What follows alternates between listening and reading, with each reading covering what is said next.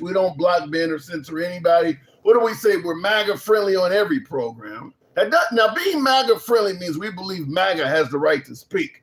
We don't censor you because you're from the left or the right. MAGA friendly doesn't mean we just believe every damn thing Trump says or does is right. That's different. We're not talking about that. We're talking about free speech.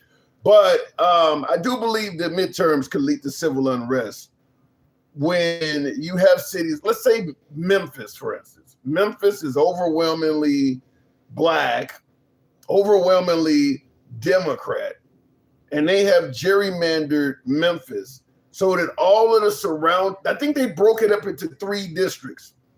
And what they did is they added on so much more of surrounding Tennessee that the surrounding areas are going to overwhelm each of those 3 districts to the point where Memphis will now become a red city. So now you got folks that are out on farms and in the suburbs of Memphis, the farming area, the rural areas of Tennessee. Those folks are deciding what goes on in the city.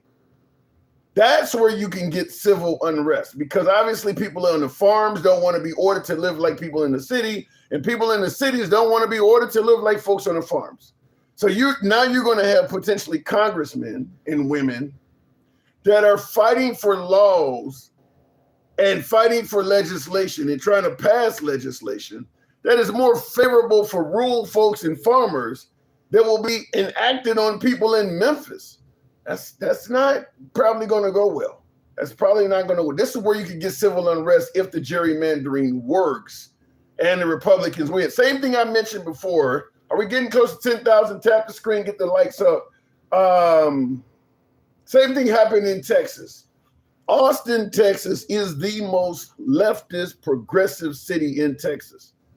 The gerrymandering they've done in Texas is going to make Austin go red. It's going to make Austin a red city now. So Austin could end up, now Austin, unlike Memphis, is not mostly Black, but it could end up like Minneapolis, Minnesota, where you have a whole bunch of liberal folks that may be white protesting against the government for mistreating them. I mean, Austin doesn't want anti-LGBTQ and all of the stuff that maybe rural Texas folks agree with.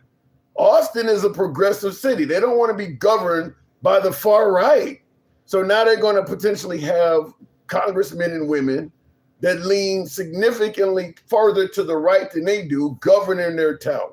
This is what could lead to civil unrest if the gerrymandering works. That's all I'm saying. It could lead to that. Anyway, just like imagine if a city, let's imagine Gen X, I'm sure you tuned in, your area out, I think you're out in Montana somewhere.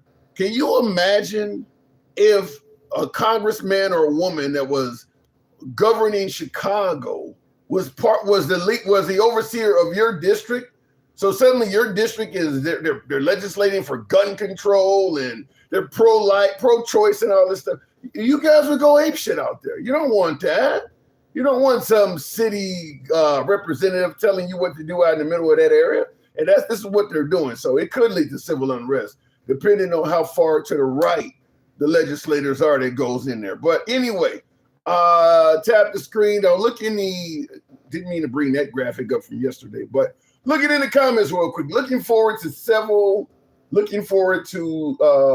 unrest. We have rednecks with guns. Y'all can't tell me what a woman is. You guys don't know what a slush fund is. You don't know what a war is, trying to call this shit up. What are you guys calling this right now? An entanglement or a conflict or an excursion in Iran? You don't know what a war is. You don't know what an insurrection is. I mean, so they don't know what a woman is. Apparently people get words mixed up occasionally. I think that's where we're getting at. Tap the screen, get the likes up. Looking in the comments, a proxy war. You think Iran is a proxy war? With who? You don't have to explain that. Instead of 45 seats, they will take at least 35, Timmy Tim. Blue wave is coming. Now I gave you how civil unrest could come if the gerrymandering works in favor of the Republicans. Civil unrest could come from the other direction too. If the gerrymandering does not work, you could get civil unrest. So what I'm basically saying is, after November, we could get civil unrest from two different angles. Civil unrest could come if the Democrats win and go after Trump, which is highly likely. Highly likely. If the Democrats win Congress and the Senate, they're going to try to impeach Trump. I tell you this, if the Democrats win the House and Senate, they get sworn in January. Before Easter, Trump will be impeached. Guaranteed. There's enough stuff out there that they can come up with. Guaranteed, probably way before Easter. But I'm saying before, what is that? Gives you all of February, all of March, and then Easter's in April. Yeah, guaranteed. He'll be impeached before, they'll be trying to impeach him before Easter. Guaranteed. And that could lead to civil unrest because MAGA does not want anybody trying to take Trump out. They believe he's the best thing for this country going forward. So you can get civil unrest from either side. And like I said, guaranteed they're going to try to impeach him. Not to mention there are some folks on the right also that does not want liberal congressmen and women trying to govern how they should live in their areas. And that's what the gerrymandering could do for the left. So I think there's I don't know what percentage I would give it. Let me know what you guys think. Percentage-wise, what percentage, 0 to 100, what percentage of a chance do you believe that this stuff could lead to civil unrest sometime, I'm talking spring or summer of next year?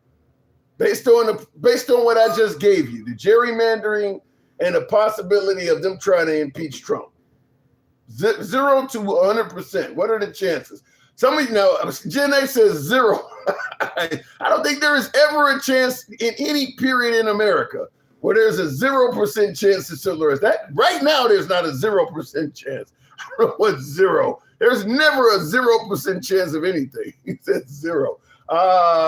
Looking in the comments, defending the risk of gerrymandering. Oh, that's the some of you folks certainly see it at least at 50 or higher. Now, Gen X, you put 0. Let me ask it to you this way. Democrats win the House and Senate, and they're making it clear that they intend to impeach and attempt to incarcerate President Trump. Do you still put it at a 0?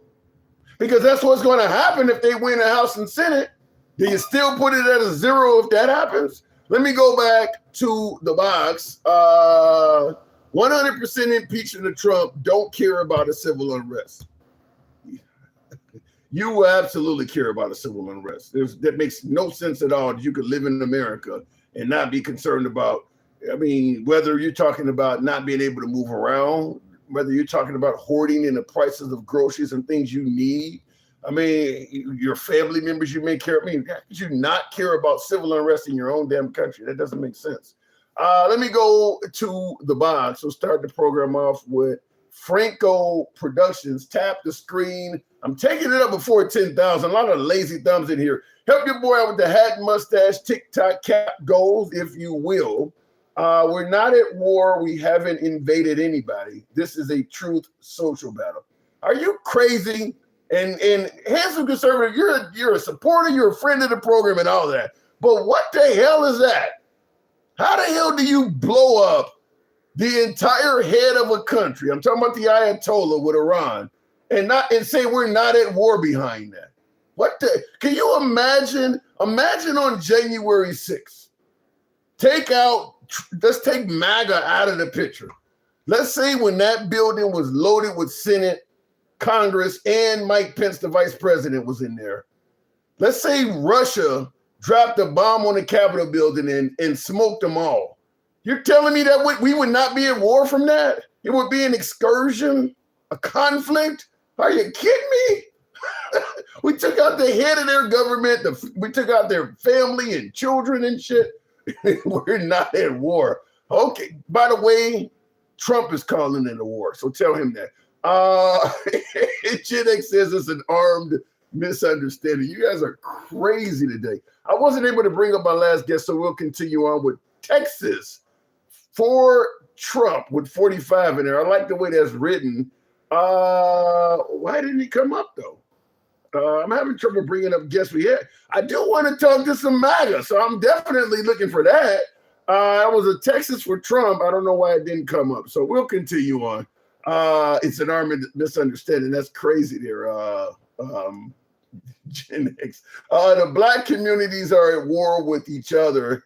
Look at the damn crime rate, Memphis, Tennessee.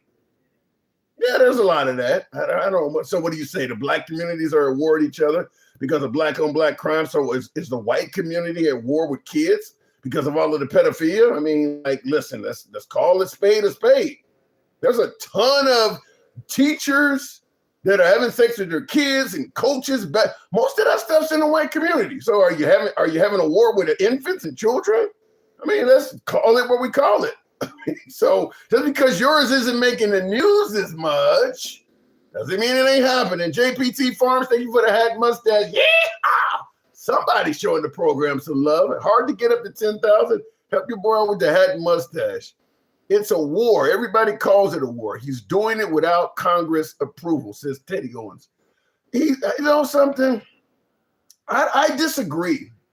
I disagree with the notion that Trump is engaged in a war. Thank you, Louis Miguel, for the hat and mustache. I disagree that Trump is at war without congressional approval because it's past the 60 days. At this point, he does have congressional approval. He has the approval of Speaker of the House, Mike Johnson. Or is that, yes, Mike Johnson. I'm about to say Tim. Yeah, Mike Johnson. At this point, Congress can easily step up and hold him accountable for violating the 60-day, because you get 60 days to do what you need to do as a president by executive order. After 60 days, Congress, their job is to stop you. They're letting him party. So at this point, he has congressional approval. They're just doing it in a backdoor way. We won't officially approve it. What we'll do is we just won't vote on it. We'll just let him keep going. And he got approval. I mean, they're pretty much turning a blind eye to what he's doing. He has approval. He doesn't give a damn, says Juan. That is true. He's doing whatever he wants, was the point. That is true, too. Let me try to bring up another guest. I'm having a hell of a time with this. MAGA reacts. Don't know why I couldn't bring up guests. MAGA, good evening. Hey, what's going on? Not much at all. Do Democrats suck? Yeah, Democrat Party is like a polished turd. It looks shiny, and it's shiny enough to get people to like vote for them. But once they're in charge, everything goes to hell. I mean, people will eventually realize how big of a turd they are. It just takes time. Now, you should be thanking me for giving you that underhanded pitch for you to swing it. Let me just tell you this. Now, I'm going to take your words. The Democrats look shiny and they just say shit to get elected. That don't sound familiar to you at all, being MAGA? Somebody saying something just to get elected? That don't sound familiar at all, huh? Like I said, Trump's working every day to get his goals accomplished, whether it's taking care of Iran, whether it's the economy, whether everything he's still working on. Have you ever heard of a participation trophy? Yeah, you get those at the end. It's not the end yet. You don't get those at the end. If you say you can end a war in 24 hours and it's been almost 2 years, we can mail that out to you now. All right. I mean, still, he might have failed on that, but he's still working on everything else. He's still working on it, Tim. I don't know what to tell you. Like, he's still working on every one of his goals. I haven't seen a single goal except for like Doge, because you guys like ran Elon Musk out.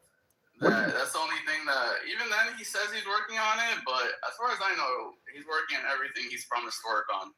Well, the reason, the more important part is, it's not as bad as it was under Biden. I mean, I know you keep saying we can't compare to Biden, but that's the last president, and he set the bar so low that Trump I don't think it is possible for Trump to do as bad as Biden did. We're at war. I want to go back to that. We're literally at war. He can't do worse than Biden. What do you mean? Even at war, we have like the same casualties as Biden. And it wasn't because of negligence. It was because of actual like enemy attack. I'll tell you something. It was easily avoidable. In regards to your comment, we have the same casualties as Biden. I'm gonna just be honest with you. I don't know if I truly believe the information that the Trump administration has given us on that stuff. I don't think it's accurate. I mean, they've blown up bases and stuff like that. The Trump administration, I don't think they're telling us everything. I think once Trump is out of office, or if the Democrats win the midterms, you're going to find out Iran did a lot more damage than the Trump administration is telling us. Okay, but until then, Trump is still not doing as bad as Biden. And the Democrats, I mean, they're not even lying to us to sell the election. They're just saying how much they hate Trump. They're not telling us how they're going to fix anything. They're like, oh, we're not Trump. We're going to be, the worst enemy of Trump. Their whole platform is how much they hate Trump, not how they're going to fix stuff or how they learn from their mistakes. They still haven't learned from any of their mistakes. They're still promoting the same stuff that, you say all these trans issues, they're nothing, but why are they still promoting it? Well, they don't. It takes two to tango. Well, I agree with you that the Democrats should stay away from the transgender issue because it is toxic. However, I understand why they're doing it. They're doing it because they don't hate the transgender community. That's your side. You guys hate those people. So it's easy for you not to defend them. The Democrats don't hate them, but I'm saying hold on, hang on a second. I understand the Democrats are allies with the community, but what I'm saying is because the amount of hatred toward that community is so high in this country, I would say don't mention that. Focus on other things you're going to do that people agree with. And when you get in office, do just like Trump. Trump is doing a lot of things that he was smart enough. He was smart enough not to say, I'm going to deport every damn body that's here illegally. He made it only about, violent felons and things like that. If he had spoke the truth, he wouldn't have been favorable on that issue. Huh? You keep saying he's deporting everyone, but why is his deportation numbers still average? What did I just say about violent felons? All these regular people getting deported are just normal deportations. What did I just tell you? I don't believe the information, the number, any numerical data coming from the Trump administration, in my opinion, cannot be taken at face value. Any numerical data. You're thinking he deported more people? I'm saying he didn't deport enough. Well, he's only been in office. When you say Biden had more, you're comparing all 4 years of Biden's term to what Trump has only been in office for a year or something. So I'm comparing year to year. I'm comparing Biden's best year to Trump's best year, and Biden's still the winner. I think even if you compare Biden's worst year to Trump's best year. Wait, hold on. Something don't make sense. Now, we were told the whole time, and we're still being told this, that Biden was for open borders. How can you be for open borders and also have a huge amount of deportations? Something ain't making sense. Because you got a lot more people to deport. You don't deport when the borders are open. If you're for open borders, you don't deport anybody. No, you do deport, but they come right back in like it was nothing. But you don't deport them because you're for open borders. That doesn't make sense. Okay. All right, I don't know what to tell you. They still have to pretend to deport. I don't know exactly what they did and didn't do.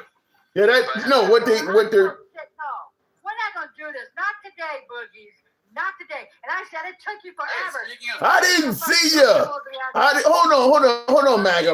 Hold on, MAGA. Okay, MAGA, first of all, ma'am, I didn't see you until you put in, I said the fucking galaxy. I didn't see the goddamn galaxy. What? Fucking cornball motherfucker. You think you're a muppet for real, man. Get off your knees. Oh God. What are you talking about? You like my beautiful picture? Yes, bitch. I'm pride all day. Happy Pride, my bitches. Hang on. Let me read a super chat. Hold on a second. Good afternoon, everybody. Listen to the tiger in Tim's voice today. Don't fall asleep today. Get your behind in the box and let's battle today. Put your hands together for the man who means business. See, that's what I'm talking about. I'm talking shit like that. Let me break this shit down. Thank you, Evil. You understand? Let me tell you something, MAGA react. You're so far up the white man's ass that you think you know it all. Biden was one of the best damn presidents. He passed more bills and more legislation than any other president. So shut your ugly ass up. Passing bills doesn't make you a good president. It makes you a good congressman or a senator. Shut up. What has this motherfucker in office right now, has he passed? What has he passed to help the American people? I'll wait. He passed a huge tax cut that cut taxes for everybody. Cut, honey bunny. That puts more money in my pocket. Moron has helped the 1%, the ones that make $400,000 a year. Boogie, and I know you. Wait, hold on. You really, but gangster, you really think Biden was a great? Even most Democrats don't think he was great. They just like him more than Trump. His wife thought he had a stroke when he was fucking debating Trump. Shut up. He passed the most. His own wife is fucking selling him out right now. Finally. He's not. He told us he had he had cancer.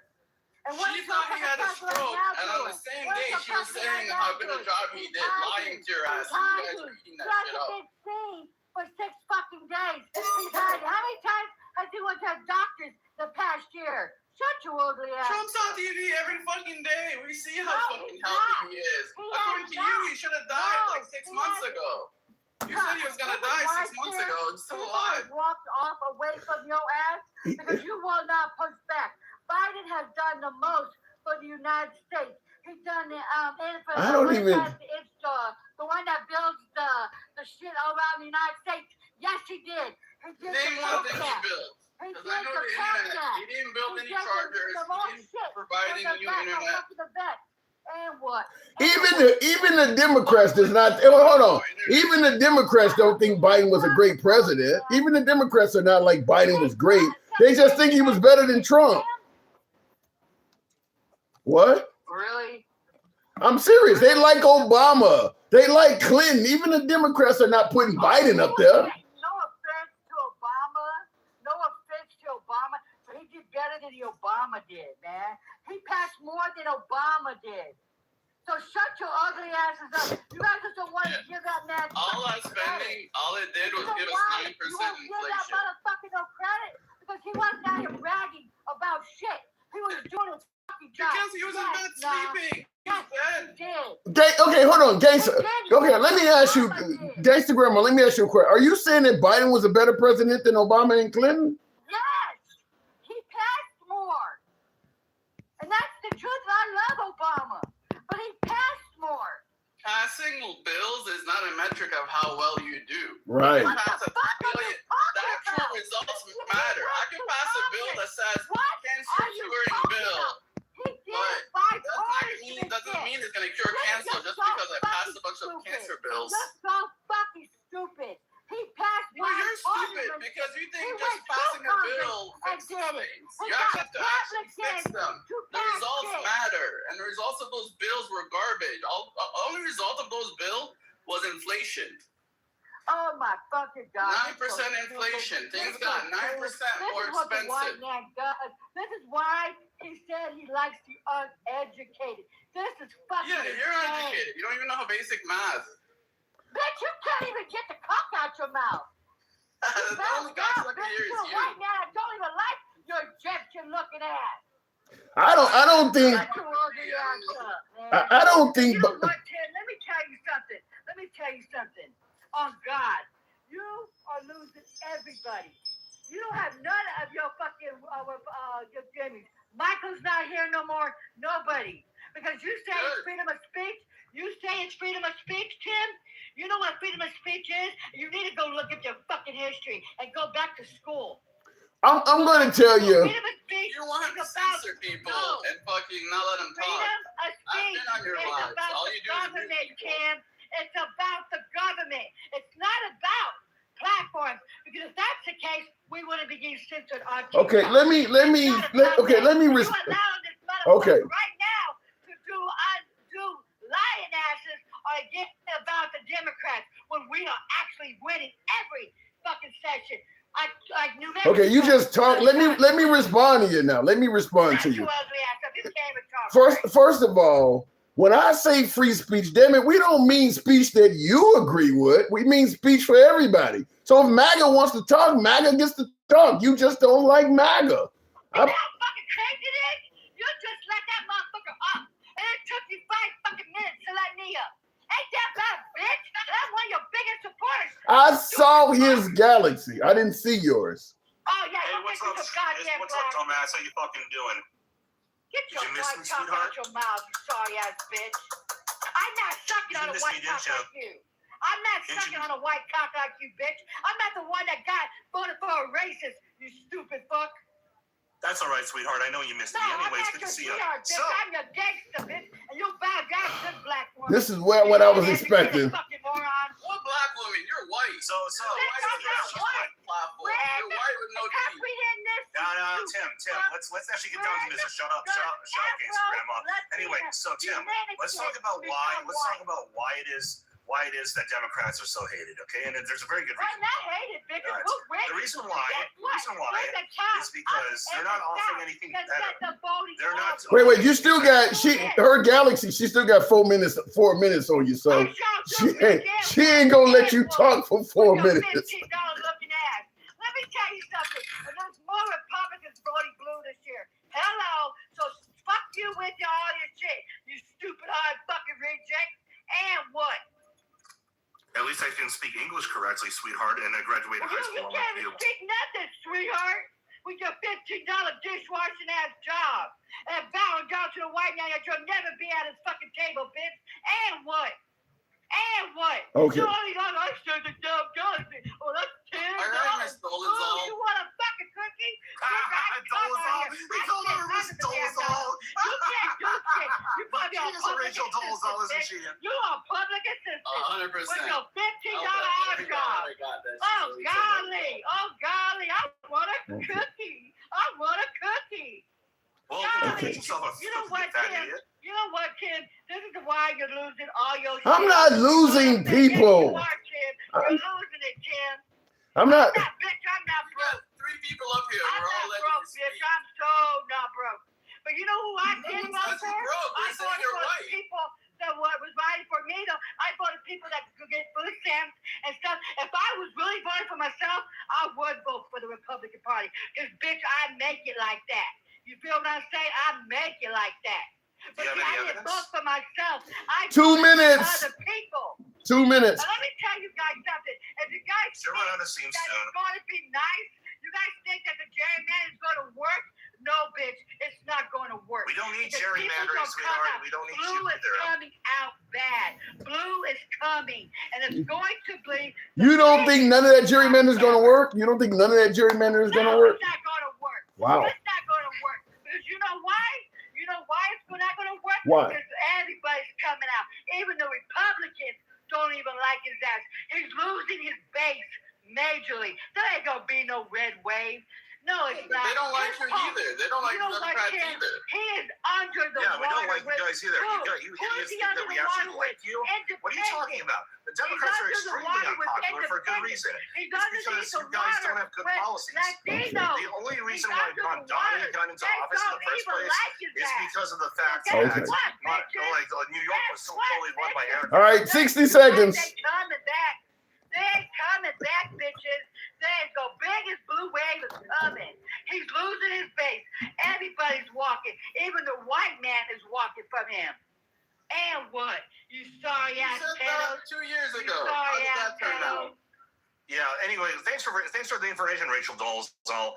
Now, let's get back to why Democrats are going to lose, and they're probably going to lose to quite a few independents and third parties as well. The biggest That's reason not why true, is because of the fact that That's not Democrats true. are just lame nowadays. They're just lame. They don't have anything going for them. Most of the culture wars are that they actually had that was legitimately. I gotta disagree. Okay, hold on. Gangsta grandma. To the ones that are fighting to keep shit Now, the going. reason why that is Okay, her time. Your time for double G. But go ahead, Jeremy. You're still. Let me just say something. When you say culture wars, there's a lot of culture wars on the right as well.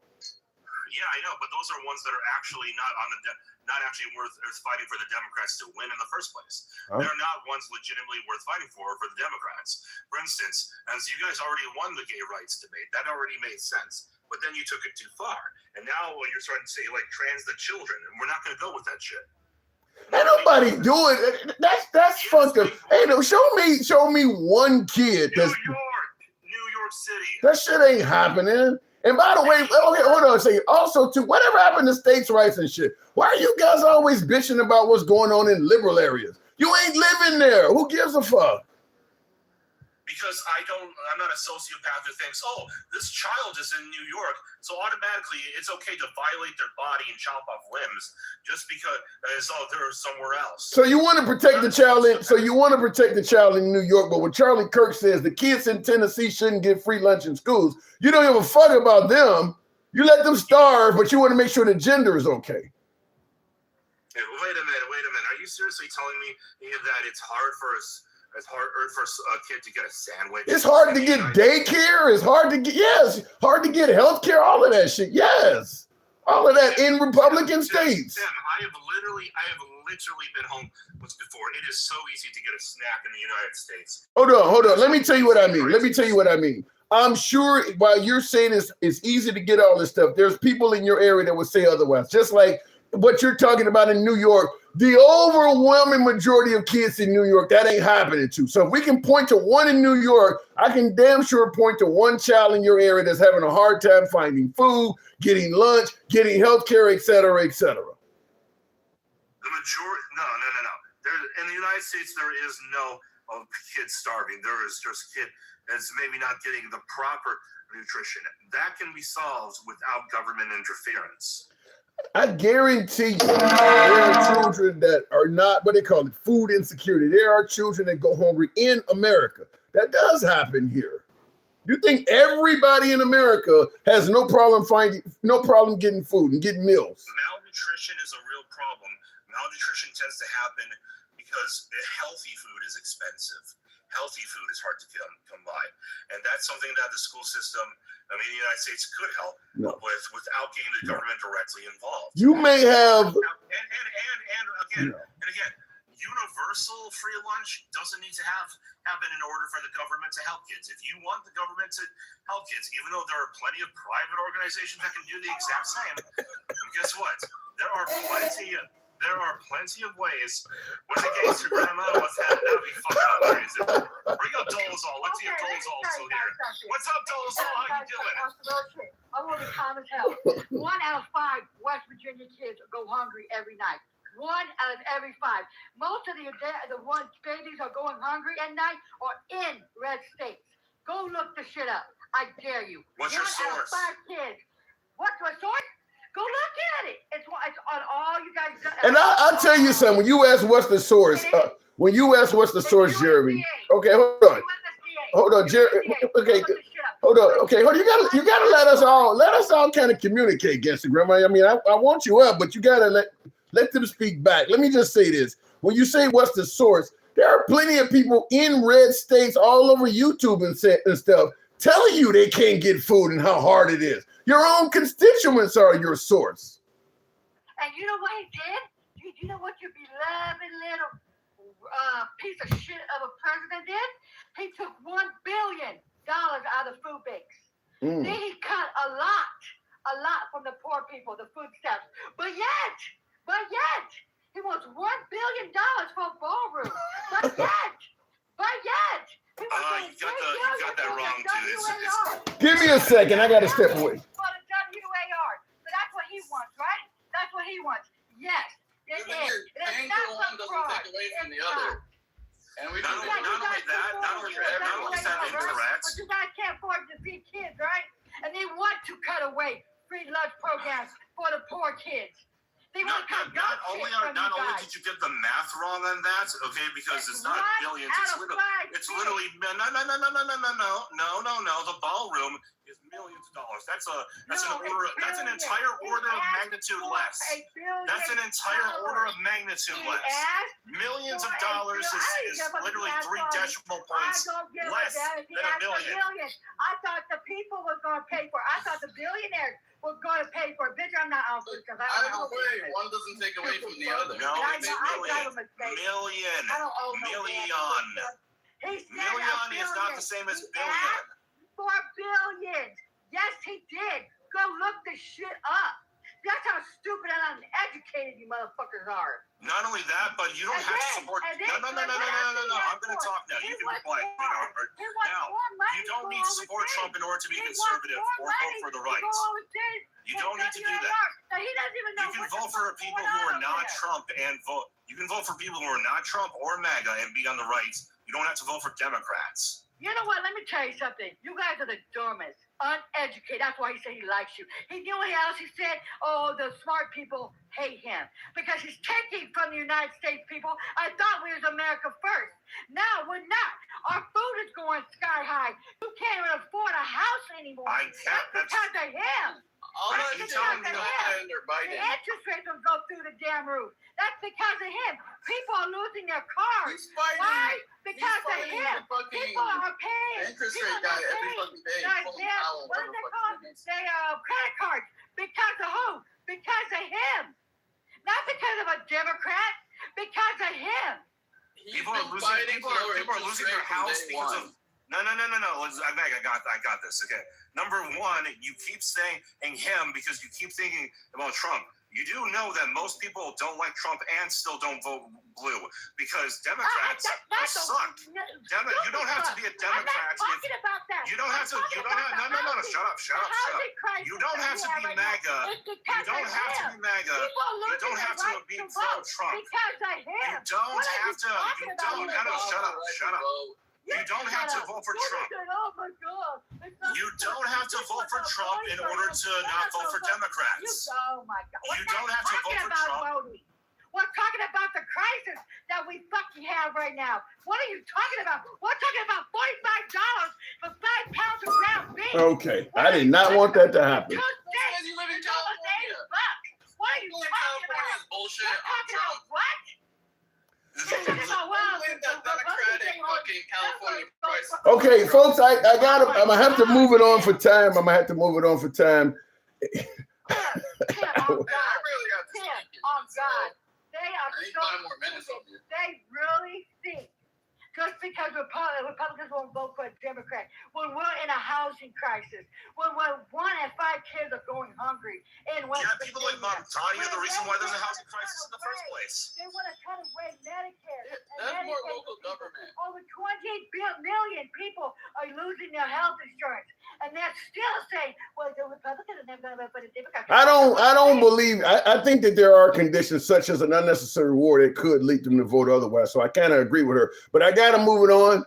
So Hold on, I still have some time. I'll give you 3. Yeah. You did. You got the shit galaxy out of you. So I'll give you 4 more minutes. And by the way, folks, do not galaxy this guy so we can move on. No galaxy for the next 4 minutes. All right. So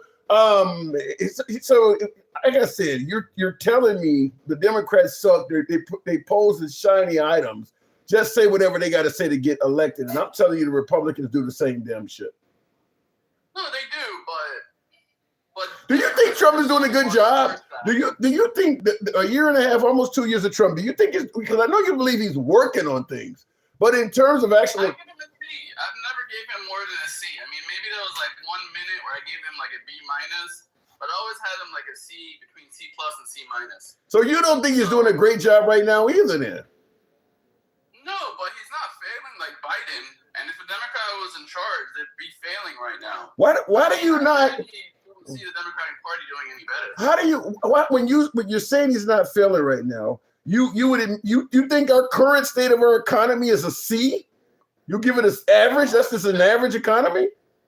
Yes, because it's still producing. Inflation is still low. I know you're having issues understanding how inflation works, but it's still low, which means that prices are still like reasonable. I mean, they went up a lot under Biden. These prices were not reasonable when Biden was delivering them to us. The same price of stuff. Again, that's where we got the 9% inflation. Trump has not had 9%. Trump's inflation's always been under 3%, except for the last month. So you think the gas prices, all this stuff is acceptable? You think this is average? Honestly, yes. It hasn't gotten to the part where it's like really bad. I mean, even oil prices are back in the 80s, which is what they were like even before Trump, even during Obama, they were in the 80s. I mean, they're a little high, but it's not like a disaster. It's not like under Biden where we got. How high does gas prices have to go before you think it's really bad? And you keep saying it's not like under Biden. How much was gas under Biden's term? Where are you getting this stuff from? I don't recall gas prices being $6 a gallon all over the country. You make it sound like under Biden, gas was way up here and it's not that bad under Trump. Gas prices under Trump, the last few months under Trump has been just as bad as Biden. There are plenty of times under Biden's term where gas was not over $4 a gallon like it's been under Trump. I guess with Biden was more groceries than gas. With Trump, it's more gas than groceries. I mean, groceries are still high from the Biden term. But in the end, like, I think Trump's numbers, the inflation number speaks for everything. I know you're not understanding. No, I get what you want to say about inflation, but you're making it sound like inflation is all you're focused on. Like nothing else matters but inflation. But inflation is the price increase. So nothing else economically. So economically, nothing else matters but inflation. I mean, GDP also matters. It's how much GDP tells you how much we produced. Inflation tells you how more expensive things are. Yeah. So if inflation's under 3, that means things have only gotten 3% more expensive.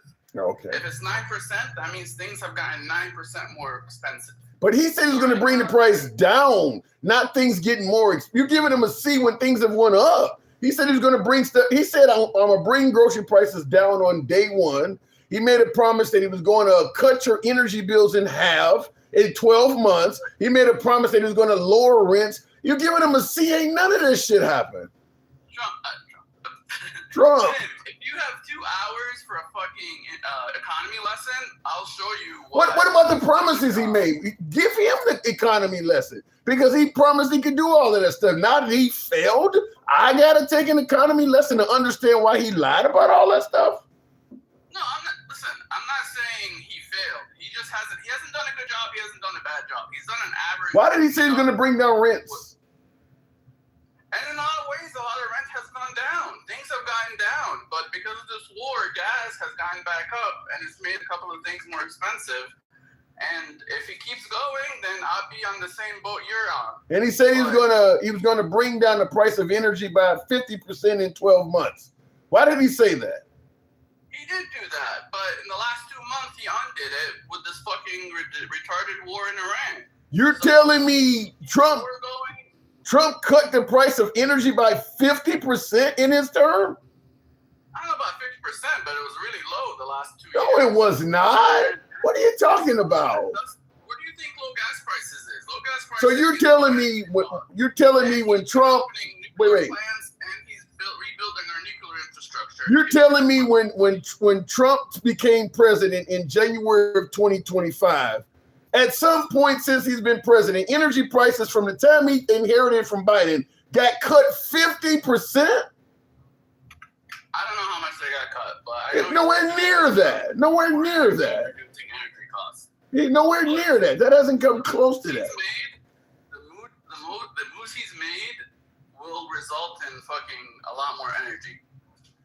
That ain't what he promised. Our demands have gone up a lot with the AI rush. The point I'm saying, I gotta move it on. I seen the galaxy come. I gotta move it on. But the point I'm saying is, he hasn't met his campaign promises. What you're doing is saying, well, he tried, or he came close, or he didn't meet them, and you're giving him a C. I'm not claiming he met them. I'm claiming he hasn't had a disaster like Biden's disaster. Well, disaster. The Iran war hasn't gotten to the point where it's a disaster. He can still salvage it. He can still make the right moves and fix that Iran war situation. But he hasn't had an Afghanistan. He hasn't had a Ukraine. He hasn't had a major disaster. He hasn't had 9% inflation. He hasn't had that major disaster where Biden had a major disaster twice a year. He hasn't had that many. I would submit to you, it depending on who you talk to, the Iran war has been a major disaster. You just view it more favorably. That war is not a success. That war was not even necessary, depending on who you are. It certainly ain't a success. That war is a major disaster. It's not an absolute failure either. What do we gain out of it? We gain, if it's successful, we gain peace in the Middle East, hopefully. You think we're going to get peace from this shit at all? We'll see. It depends how it ends. I can't predict the future. It's not going to end with peace. I got to move it on, but Iran is going to be... The Democrats, what are they selling? What are they going to do better? Other than hating Trump. What are they going to do to fix anything, to fix Iran? I'll tell you one thing. If they hang Trump, they met their campaign promise. I got to go. Appreciate it. Tap the screen, get the lights on up to 30,000. We'll go straight to the moderate. Saw the Galaxy come in. Now, I had stated don't Galaxy him because he got Galaxy so many fucking times. So I just go to you next. Man, Moderate. I can talk to that guy. Well, so many, look, Talk to that guy, bro. everybody, he was getting Is this it. guy forgetting about the tariffs? Is he forgetting about the tariffs? He thinks the tariffs are a success. They're a success. Why they were found illegal. Yeah. And also, I mean, look at the amount of the prices that shot up over this. And then on top of it, now you got gas. Trump is a complete and utter failure. Yeah. A complete failure in all points. Yeah, he's even in the comments saying he likes the tariffs. And real quick in the comments, yesterday says, why did you let him stay so long? Because people were Galaxy to speak to him. That's why. I mean, if somebody is saying some shit you don't agree with and the Galaxy comes in, that person gets 10 minutes. So they were trying. I'm just trying to get your attention and also support a guy. Thank you. You know, Thank you. because you're doing a hard work up here. People know how hard this It is. ain't easy when you're in the It trenches ain't like easy, this. bro. It ain't easy. But I mean, I'm hearing these folks are delusional. And also the previous guy, the lady was correct about the ballroom is costing the American taxpayer $1 billion. Trump is paying what, $400 million, but we, the American taxpayer, are paying $1 billion for a ballroom. What is Trump paying 400? What is Trump even 400 million? What are you talking about? Well, he's paying the $400 million to build the ballroom. I don't even believe that. The security parts, yeah, that's what he said. Yeah, I don't even believe that. I believe that ballroom is going to be 100%. I believe that ballroom is going to be 100% on the taxpayers. I don't believe he's paying anything I mean, on that. they went in and got rid of people's, Medicaid. They were cutting people. They were firing people from the federal government, right? Because they said wasteful spending. I don't know about you, Tim. Do we send politicians to Washington D.C. to dance in ballrooms, or do we send them there to get work done? Well, I mean, I don't understand. well, I Can you will. imagine Joe Biden tearing down the East Wing to build a ballroom and saying that they would say, look at these libs are out of control. Yeah, of course they These would. liberals. Of course they would criticize Biden, but I'm going to put on my MAGA hat just for the sake of our conversation.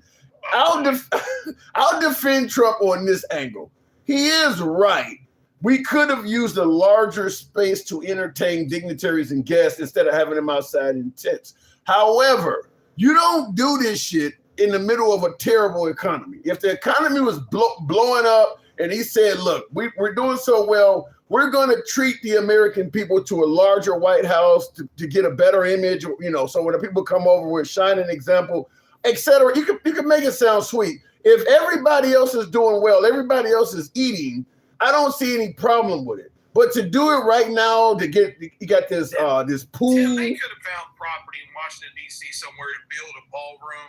They didn't need to tear down the East Wing. Yeah. He could have done this so different. We didn't need to have one right now. He did it because he wants to be a dictator. Okay? He didn't get permission to do this shit. He thinks he owns the White House. You know what I mean? He's just renting the place for 4 years. Well, it ain't. I think is what folks don't often realize on Trump is that what he says is often not the true reason behind what he's doing. Like Venezuela was all about fentanyl and drugs. No, he wanted to get into the country. Same thing, Iran was all about protesters. Now he's saying that the White House is all about a ballroom. No, there's a fortified fucking bunker that he wants to build under it. And we need to build a ballroom. No, you want to tear up the fucking ground so you can put a fortified bunker under it. I mean, if you look at the White House right now, look at what a joke it is. It's all tore up. You got a UFC fight. They done yanked up the grass. It's a dumpster fire. I mean, it's like America like that. We're just a giant reality TV show right now. It's absolutely embarrassing. You got people out here, struggling. Like my dad's he's a Trump supporter, but he's on a limited income. He's openly told me that it's worse under Trump, and like Trump's abandoning me and the Israel's with the war and everything else. This guy is a complete and utter disaster. And a lot of these Trump supporters are still in delusional. They don't want to admit. And then they go to the stupid trans topic. No one gives a Why shit is that? It's stupid. It's stupid. That's all they got, bro. But it's working, though. Look, if I was MAGA, I would keep hammering the trans shit as well. It's working, though, Mater. I mean, I get that it's like... Ask folks. Go to the gas station. when they're filling up at $5, $6, $7 a gallon, and ask them, do you give a shit what's between someone's leg and what they identify, or do you care about the gallon of gas? I hear you, but I'm telling you, that shit is toxic. It works. It's working. You also know here on TikTok, people don't want to. They want to be performative. They don't want to answer it correctly. What a woman is, or whatever. That you just answer it correctly. You know, be real and be honest. And like, I'm with you. Democrats don't need to make that a central front of their argument. You can worry about that shit when you get in there. We need to worry about people's affordability issues. That can they afford gas? Can they afford the rent? Can they afford the electric bill? There's so much other shit that we need to be worrying about. You know, and Democrats need to get back to biscuits and gravy of what made the Democrat Party the Democrat Party, and start worrying about that. And also they need to clean up the way they speak to people. They need to expand the party. They need to bring in religious folks and be okay with moderates and conservatives. Be okay. I think the Democrat. I mean, obviously the Hispanic and Black community are overwhelmingly religious. I think they're doing it. What the problem is, they don't want to bring in the religious zealots, the ones who don't just believe in God, but they want to tell you how you should believe as well. That's when they have a problem with it. Like, what's that fella down there? Tallarico. Tallarico's a great. Yeah. I like the way how he's very comfortable with his faith. I'm going to tell you this: he's going to win that race down there in Texas. I'm going to tell you this, Tim. I think James Tallarico could be the next president of the United States. Whoa! I think James Tallarico going to win in Texas. And then he's gonna go down there and he's gonna go in the Senate. He's gonna do some good stuff, and then he's gonna jump straight to the president, just like Brock did. Brock was a senator. You know, he's a freshman senator. And he ran for president, and he had a great way. James Tallarico has a great way about him. I'm telling you, if he goes in there and he does a great job, he could be the president. Didn't he? Well, you just mentioned the trans issue. Didn't the man say that God is non-binary? I don't know about the presidency matter. I mean, people are trying to make it out like the man is gay, for Christ's sakes. I mean, no, he's not gay. I'm not saying he is. I like him too. But that's typical Trumpian bullshit right there. They want to go off and call him a vegan and everything. He's a real threat to them, and they're scared to death. You know why? Because he knows how to talk to people. He knows how to talk Republican. You know, yeah, but he comes across as, listen, folks want, I mean, I hate to say it, but in this misogynistic environment, folks want an alpha male. They want the Marlboro man. Tallarico's like Mr. Rogers. I don't see him getting the presidency. I just don't. And look, I might be somebody who would vote for him. But the thing is, you got to realize people are fed up with the dumpster fire, the rhetoric. People are going to want to go back to a normal president, a person that you don't see the president. You don't have to hear him every damn day saying stupid shit. You want a president is competent. People hired a reality TV star that got famous for firing people on TV. Have we learned our lesson that I want a boring ass guy in there that can do the damn job. I don't need well, look, that's you're turned off because of Trump. I get that. Obama was not boring. Bill Clinton was not boring. He don't have to be boring. But Obama was not in the news. He was not every day out there talking shit like Trump. Trump every day has to have his whole orange ass out there every day blowing something out of it, bro. Every single day. And people are fed up. They don't want to see the president every single day, man. He's too much. They want to be able to live their life and see the guy be confident and do the job. You know? Yeah. I don't listen. This is not normal. He's made this shit normal. It's not normal. Listen, if he got on television or he had an internet site, every night tune in at 7:00 and I'll give you the state of the nation or something. It's the bragging, it's the insults. I mean, how he was just on TV. I watched him right before I went live. Said all kinds of awful shit to Caitlin Collins again of CNN. It's that stuff. When people say they don't want the president on television every day, it's because of what he's doing. You know let's be real about something. When the president of the United States look at a woman and tell her be quiet, piggy, why do people just sit there and take that shit? He's the president. He's not the fucking king. You look at him and say, son of a bitch. You understand me? I'm a reporter. You understand? You are not. I don't need to bow down to you, bitch. You understand me? You think you work for me. And someone needs to remind the president of the United States, he works for us. We don't bow down to him. He is not our king. He represents us. He's the president of the United States. He doesn't get to talk to his people like we're his bitch. Understand? He can talk to MAGA like that. They're used to that shit because he likes stupid fucks. We're not stupid, okay? We know what he is. We knew what he was the moment he came down into this fucking hellhole that he calls America now. He has made it this way. You and he can't. unleashed this bullshit. He unleashed Trumpism into this country, Tim. His behavior used to be frowned upon and people didn't like it. Now it's acceptable to speak and act like him. This is why you see Trumpers act like this online, because they're emboldened by him. We need to make it, we need to say this is stupid behavior. We need to take the country back and say, no, we are better than this. We're not acting like this. This guy's a fucking ass clown and we're tired of it. We're taking the country back and we're going to be professional again. We want a professional president. We don't want some fucking whack job who got famous for firing people and then grifted the living hell out of the American people out of every single dime he can. And I can't, and whatever president gets in there, they need to promise us that there's no moving on from Trump. It is prosecuting Trump. It is going after his family and every single Trumpian asshole that has ripped us off. We're going for every single dime, Donnie. You better pardon every one of these bitches because we're coming for them. We're coming for the money and we're going to prosecute them. We're going to put a real attorney general and we're coming for your ass, bro. Every single dime. And I can't wait till we can put him in a 6x9 cell and lock his ass up for eternity. He should never see the light of day. He is a criminal. He's an insurrectionist. He's a piece of shit. God damn, you need to I be. hope I got my $10. You need to be a fucking co-host. God damn. I need to have you on the side. God damn. I don't like this guy. I'm tired of what he's done in my country, bro. Aren't you? Well, listen, I'm not a fan of. It's the state of America, Tim. It's not normal. We're in a war that we can't get out. He made America a bitch. We can't. We got the baddest military in the world. We can't open the strait, Tim. We got how much do we spend? Billions of dollars on our military. We can't open the strait. This guy says, I got all the cards. Bitch, you ain't got the straight card. You can't get in there. They made you a bitch. Now, Tim, he's going to give him $300 billion, Tim. $300 billion, Tim, to open up the strait. He's like, please open it up, please. I can't take it. I can't handle this. There's $300 billion. He bitched about how much Brock gave to him. He's going to give more to him. He's got to outdo Brock there too. Brock gave him like $1.8 billion of their own money. He's going to give him $300 billion.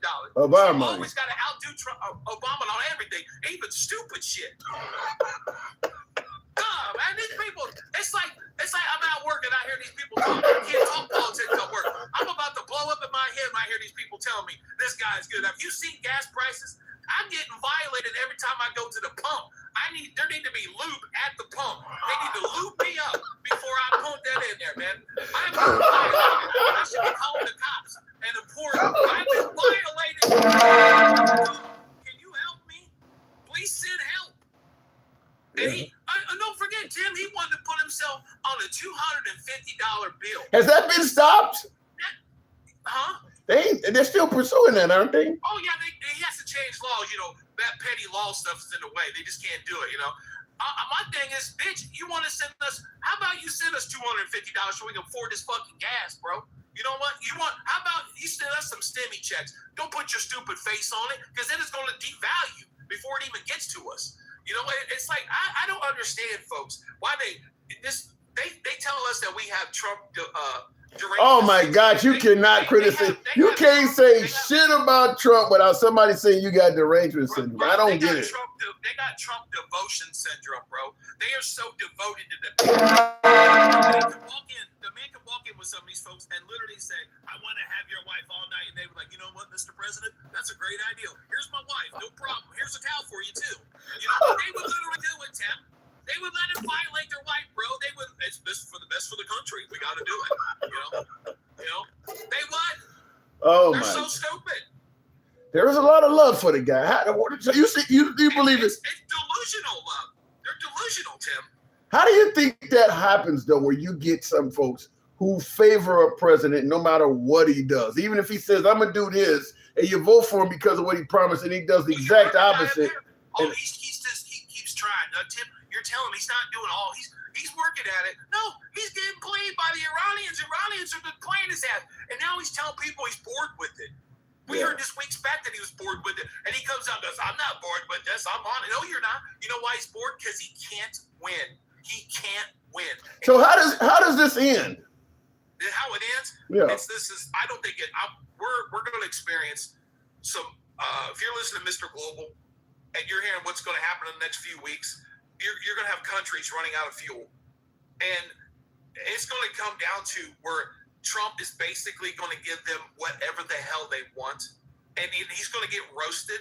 He'll come out and say that they don't have nuclear stuff, and he set them back decades. He'll try to take whatever win he can, and he's going to give them billions and billions of dollars, and then try to get out, and then they are going to get their asses handed to them so bad in the midterms. He is going to be irrelevant after these. So you don't expect the gerrymandering of the right, because they're 10 seats up from what I hear. Republicans, if you're looking at Texas, we're going to win. If we take that seat in Texas, they're fucking cooked in the midterms. If we take Texas and we take that seat, they are fucking cooked. You really think that's going? You think Tallarico's going to be a senator? Tim, you got to understand. People, I'm in Ohio. Red Ohio. People are furious with him with this war. They're furious with the prices. They're furious with these stupid ballroom shit. They have had enough. And I'm telling you, the one thing you want to fuck with a Republican, you make them mad, you fuck with their money. When they can't afford gas, and when they're on the weekends with their boats and they can't afford the gas to put in their boat and their Harley and the shits, that's when it fucks with them. That's when you hit a Republican where it hits, is their wallet. And when they're spending more and more and more at the pump, that's when they care. That's when they care. And when they see this dumbass every day tell them, I'm about to open it up. I'm about to open it. And it's like fucking, what is it, 90 days, almost 90 days into it? That bitch ain't opening up. Only thing's open up is the Americans' asses from fucking getting raped over at the freaking pump, bro. He has been saying we're close to a deal for so long. Every time he talks, we're close. They want a deal. They're begging for a ceasefire. Obviously, that stuff has been a lie. Now they're talking about the potential that this could go on beyond Labor Day. Trump came out and said that the other day himself. So it's pretty clear. He's also stated he don't care about the midterms because Iran is trying to drag this out. Okay, well, if Iran is trying to drag it out, sir, why have you been saying they're begging for a ceasefire? So it's clear he's been lying. Yeah, and then I just see where they were hitting. They just hit. Was it Dubai? They hit somebody's airport with a missile. They lit up somebody's airport. Either yesterday, I think it was yesterday. They hit somebody's airport. I think it was Kuwait or something. I heard about it. Yeah, it was a Kuwait. Yeah, it was a Kuwait. I know they hit somebody's. So are they begging? No, because they know Donald Trump's a bitch. They made him a bitch, bro. And he did this to himself. He went in there. Bibi promised him, they're going to surrender. No, they're not. Bro, you taking on 93 million folks. Was all this because of Bibi Netanyahu? 100%. And it's either this. It's like this. There's a few different ways you look at this. When Trump has taken hundreds of millions of dollars from the pro-Israel side, hundreds of millions of dollars AIPAC. for his campaign. AIPAC, yeah, 100%. Hundreds of millions of dollars. And yet, if you see their relationship, there's fighting with each other. He's even admitted that he was telling Bibi how stupid and what an idiot, everybody hates him and everything. But the problem is, though, everybody hates you too. You know, everybody hates you too. You're just as hated as he is. So don't think you any better. What is this, Hitler and Mussolini having a phone call? They're both idiots, right? But the problem is, I think it's either the money or Bibi has something. Because you made a man who literally said he was never going to do no foreign wars, no new wars, no nation building. You made a man go into Iran, start a war, spend billions of dollars. What would make a man do that? Would there be something that he doesn't want to come out? Would there be something so catastrophic to him that if it came out, that if a certain country had of him, information, videos, or something that would make a man go against every single thing? It's the same with Vlad. Why does Vladimir Putin have so much leeway with Trump? Yeah. You ever ask yourself, what does Vlad? So you thinking that he may have committed some of those heinous acts either in Israel or in Russia? Yes, there's something there. It's like when you want to go, if you want to get after him, it's either money or you got some really bad shit that he does not want out. And you know what? And if you want the president of the United States to dance for you, and you know this, either you're going to give him money or you're going to have some shit on him. And you know what? Hey, the Mossad is some smart folks, bro. They're not dumb. Yeah. You know what? If they get their hands on something, and all you got to do is say, hey, I got. So you're basically saying our president is compromised. Oh well, yeah, he's compromised from the get-go. If you look at Qatar, look at Qatar. Look, like everything where he's got his money into everywhere. This guy, he should have already been impeached, bro. This is when this is all said and done. Richard Nixon, if we can bring Richard Nixon, Oh my God! from the 70s, if we can bring him forward right now, and we'd say, hey, Richard, I want you to look at this. He would say, there's no way I'm resigning. Right. I'm staying in, bro. There's no way. Well, he didn't have the same Republican Party as Trump. But Trump's Republican Party. The thing is, those Republicans were real Republicans. Right. These are fake ass Trumpians that are like sycophants. You know, they're just obsessed with him. And if you look at Trump's health, you look at the bruising on the back of the neck, the hand. The guy looks like shit. He's not sleeping. He's worried to death. You know, it's like he's completely screwed himself. You know, all we had to do is come in and write off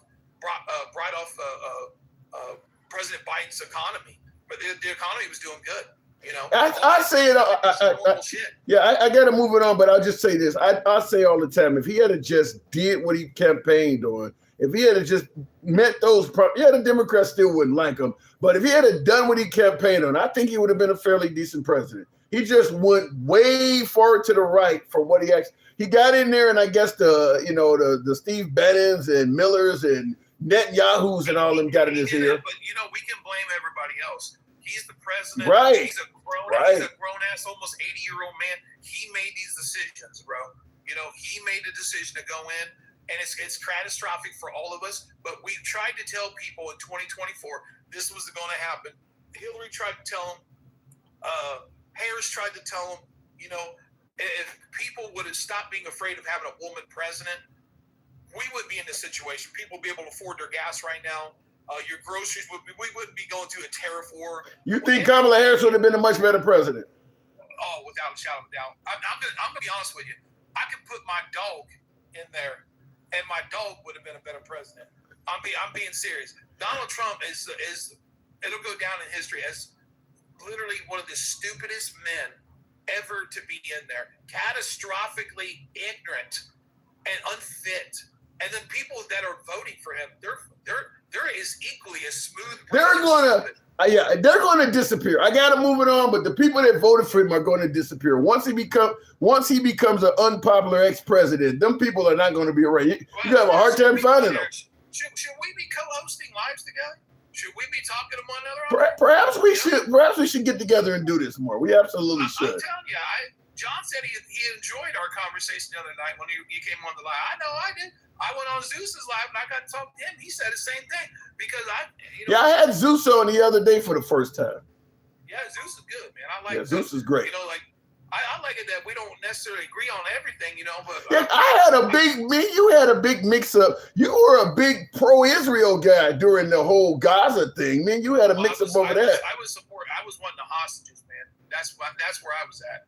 I wanted the hostages to come home, and I couldn't stand Hamas, you know what I mean? But a lot has changed, bro. A lot has changed. BB is an absolute war criminal, you know what I mean? That's what we were telling you when the hostages were still being held. I didn't really focus on. I was really more focused on the hostages. I wanted them to come home, man.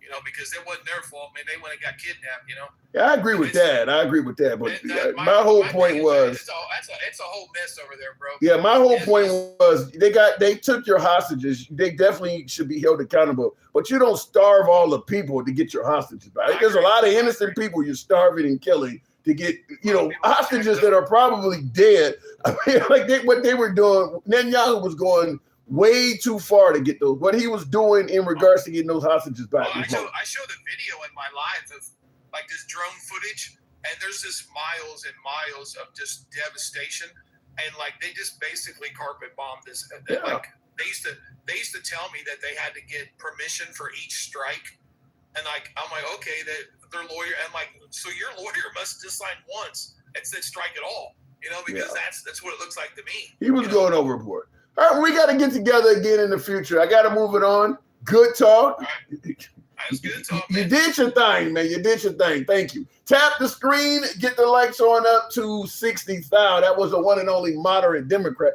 Follow the man. He has a good show as well. Follow the man if you lean left, or if you like. He takes folks on the right. He don't play games with you. He'll bring you up. He don't play games with you. Tap the screen. Debo, thank you for the hat and mustache. I don't know if I would get enough conservative challengers, says that dude. You gotta let them speak. That's the problem. Is a lot of liberals and conservatives do not know how to actually allow their opposition to speak. Look, I lean somewhat left of center. I go on MAGA lives and they're talking all over me and cussing me out. But because I defend Trump on some shit, if I go on liberal lives, they do the same damn thing. So there's a lot of folks who host programs, host shows that just does not know how to entertain somebody with a opposing opinion. If you know how to oppose, if you know how to entertain people with an opposing opinion, you'll get plenty of folks who favor you and folks who disagree. It can be done. Thank you for the hat and mustache, Debo. Let me go back, get the show back on the road and taking callers in the comments. Get my spectacles on. I just am always puzzled over the confusion imposed. I dig delving for a solid answer, one that minds thoughts impose. There's reasons behind white men whose mortal pretense. I don't know where that's about for. I don't know where you're going. Guys, see, Trump probably attacked Iran because he's hiding something, probably stolen money. I don't even know why a man who allegedly was not even taking a salary has always been accused of getting paid and trying to and pursuing money. And I understand it because he's running a ton of businesses, selling shoes and Bibles and all crypto and all of that. This guy made it sound like, unlike all the other swampy ass politicians, you don't have to worry about me coming in here and doing anything but what the hat says, making America great again. I'm not here for the money like all of these swampy politicians before me. And to prove it, I'm not even going to take a salary. That sounded phenomenal. But when he got in there and what we've seen, particularly out of this last administration, him as number 47, it's been anything but. It's been anything but. He clearly is getting paid and on the tank. I mean, Marjorie Taylor Greene, I wish I had the clip queued up. She just did an interview with Tucker Carlson, and even Marjorie Taylor Greene and Tucker are saying he's bought and paid for. Who would have thought? Who would have thought? Even folks on the right are saying this man is bought and paid for, mainly because of the Israel thing and the AIPAC money. Looking in the comments, we'll go back to the box, tap the screen, get the likes on it. We'll go to Darren Stiles. Trump gets a bigger tax return from his president paycheck donation. Huh? Like I said, Trump is selling all kinds of shit. So he's making money off of the presidency. I mean, he even took some dignitaries because they had like a shop in the White House that was selling Trump 2028 hats and shit like that. He was taking them in there, showing them that stuff. Why are you selling that? Why are you selling that in the White House? Which is, by the way, it's not constitutional for you to run for a third term anyway. So why are you selling shit with unconstitutional is what I'm looking for? Why are you selling shit like that? Some of the stuff he did is horrible. Darren, good evening. Good evening. I haven't spoken to you in a long time, almost a year, but I do commend you on your great patience to listen to a lot of rhetoric and give an honest opinion. It's not about taking sides. It's about making America great again, right? That's what it's supposed to be about. Yes, sir. Do you think that Trump is like that, though? Do I think Trump is like that? To be honest with you, what I really feel about Trump, I voted for Trump 3 times. I'll vote for him for the 4th time, but that's only a troll. Obviously, Democrats don't know what that means unless it's their joke. But I honestly think what we've been through for the last 4 years under the Biden administration, as a man, that was the worst experience I ever had. I was very unproud to be an American during the Biden administration. Do you find out the trickling economics? Do you feel? When you say you were under Biden and you're more proud to be a man now, do you think Trump is doing a good job right now? Thank you, Alter Ego. I'm very. The one thing we both could agree upon, as far as the news footage that's 24/7 in social media, everything is extremely confusing. So their mission has been accomplished with that. I think we both agree with that. So a lot of things that we normally wouldn't know 30, 40 years ago behind what goes on behind the, closed doors, it's a little more divulged, but then it's also manipulated and construed, and there's a lot of lies. A white lie is a lie. So right now, as far as having Trump back as president, I would take that absolutely again and again over Biden or Harris or any Obama, influence. But do you think, I get you don't lean left, so preferring Trump over a Biden, Harris, or Obama makes perfect sense. You don't lean left. But do you think, as someone who votes right, is Trump doing a good job to you as a conservative voter? Yes. I felt he accomplished the things as far as immigration that was targeted, number one. Me living in a liberal city in New York City, I think the city's disgusting. I can't wait to leave the city, especially with Van Dummy running it. But the socialist is taking over the United States. What was that name again? The Biden Man Dummy. Oh my God. It's The 33-year-old man. The 33-year-old Man Dummy, yes. Oh. The one that keeps on talking like he's on a game show, smiling all the time. Did you think that? Now you guys have had a host of liberal mayors. Did you think the mayor before him was doing a good job? Absolutely not, but at least I picked my poison. I would have voted for Adams over Man Dummy any day. I mean, when is the last time you had a good mayor? Giuliani? Yeah, unfortunately, yes. Yeah. Listen, I grew up a Democrat.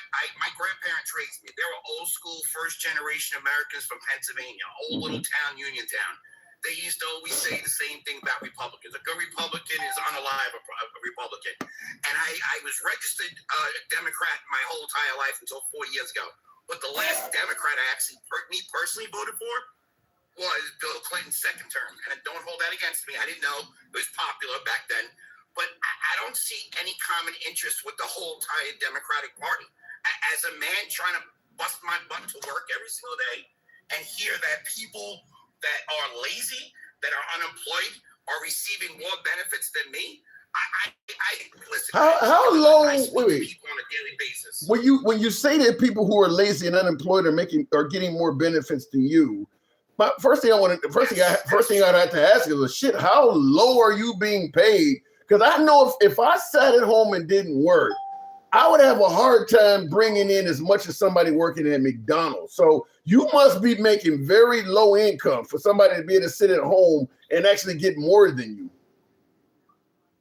I'm not saying generally, particularly to me. I make six figures, but you're talking about unemployed. What are you talking about? Benefits, obviously, because of the card change.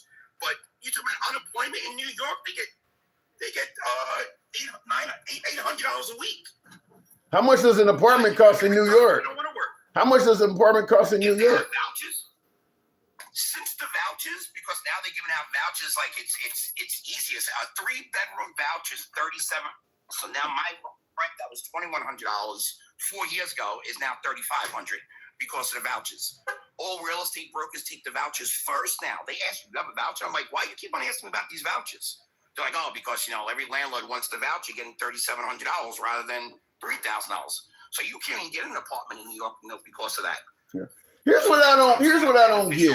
Here's what I don't get. Now I understand the right does not like how liberal cities are ran, but I don't often hear them bragging that much about how great Republican cities are ran. Okay, you leave New York. Where are these great Republican cities? I mean, there are some big cities that are ran by Republicans.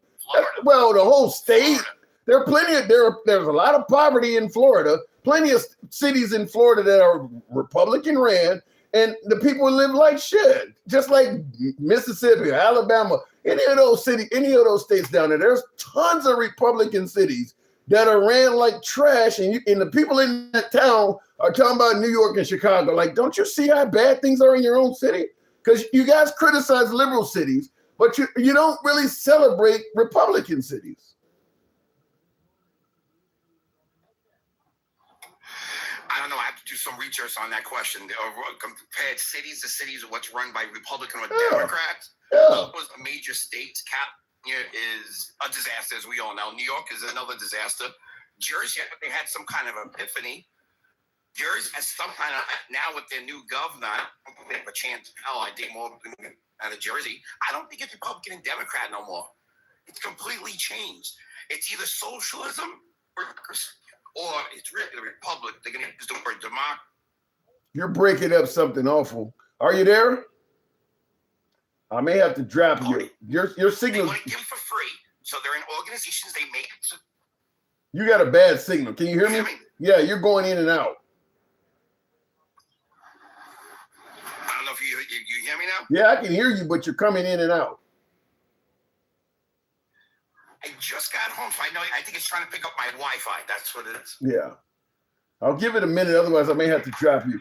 But the point I'm I'm going to take off my Wi-Fi. I'm with you now. okay. The point I'm making is this: you cannot operate a big city the way Republicans who are anti-social programs, all the stuff you're talking about, people getting benefits and things like that. You cannot operate a city on Republican principles. There are going to be people that fall behind in the city, and if you leave them behind, that's how you increase crime rates, you increase homelessness. You got a bunch of people living together. You can't just say fuck those who are not doing well or those who are not putting forth an effort. They're still in town.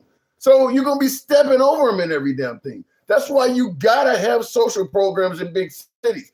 Republicans don't like social programs. That works in rural areas where you don't have a lot of people.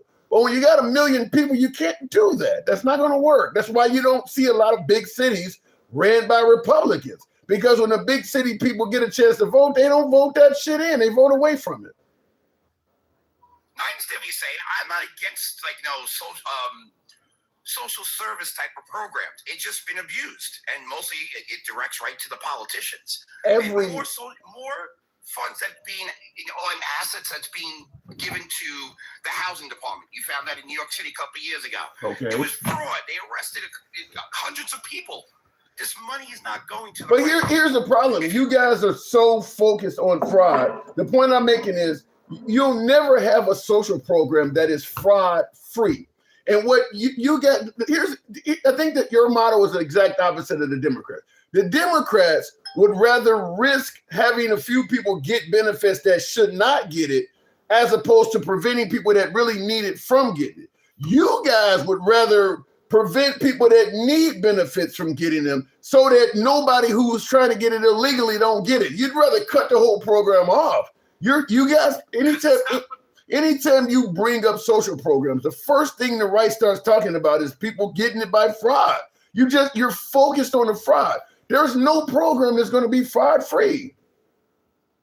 I agree with you when it comes to it will never be fraud free, but you're talking about mass fraud where it's almost unbearable. You're talking about an American citizen is not going to get social services as opposed to somebody from a foreign country. And I lived it.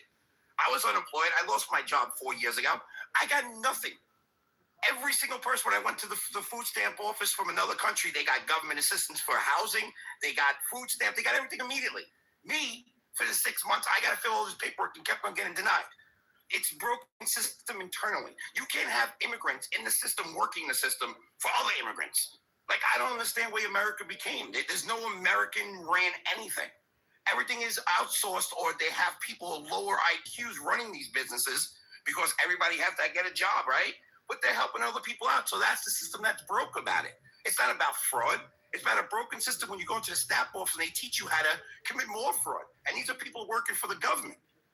And these government people that are working there, they're not from the United States. So they got it for free. So they're going to teach everybody else how to do it for free. That's the biggest issue.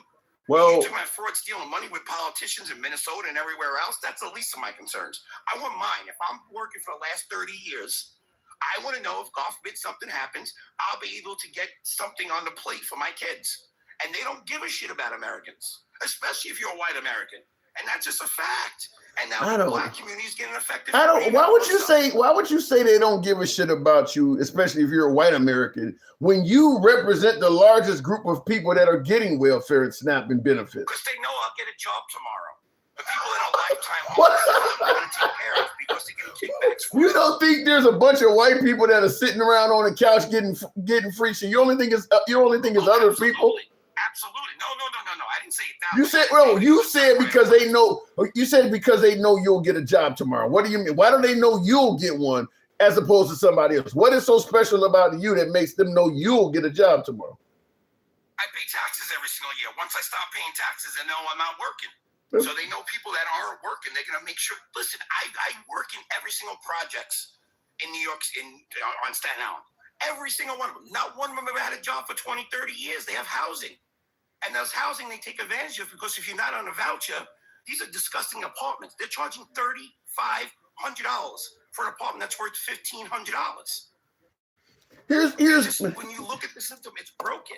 I don't disagree that the system needs to be overhauled, but what I don't get is you guys, when it comes to trying to go after waste, fraud, and abuse, you go after the little fish and you actually favor and support the big fish, the big people who are not paying taxes, making like Trump. Trump was just about to get the IRS to pretty much give him a get out of jail free card on tax cheating for the rest of his life. And we're talking about some dude sitting on the couch getting $500 in unemployment every week.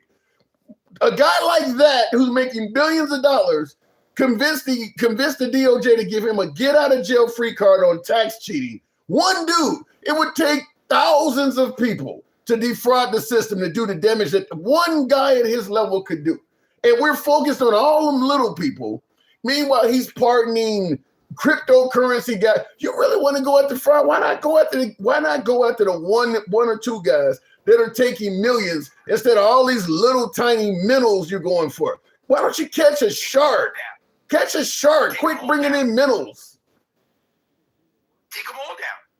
But it would never happen. I don't even hear the right talk. We'll never be able to never have money. That's how politicians get their money. I don't even hear the right showing interest in taking down corporate and big level fraud. Every time you hear the right talking, it's welfare fraud. It's the Somalis. These people that are taking little money. The people who are taking real big money, you don't hear them talking about them. In fact, they defend tax cuts and shit for them. Well, they create jobs. Let them get away with it. You actually defend that stuff. And all you need is a handful of those people, and you can bring in more money than thousands of welfare and unemployment cheats. Why not go after the big fish? Go after all of them, but it's not going to happen. I agree with you. Go after all of them. It would happen if you joined the liberals and had as much passion as you do for the little guy. Go after the big guy.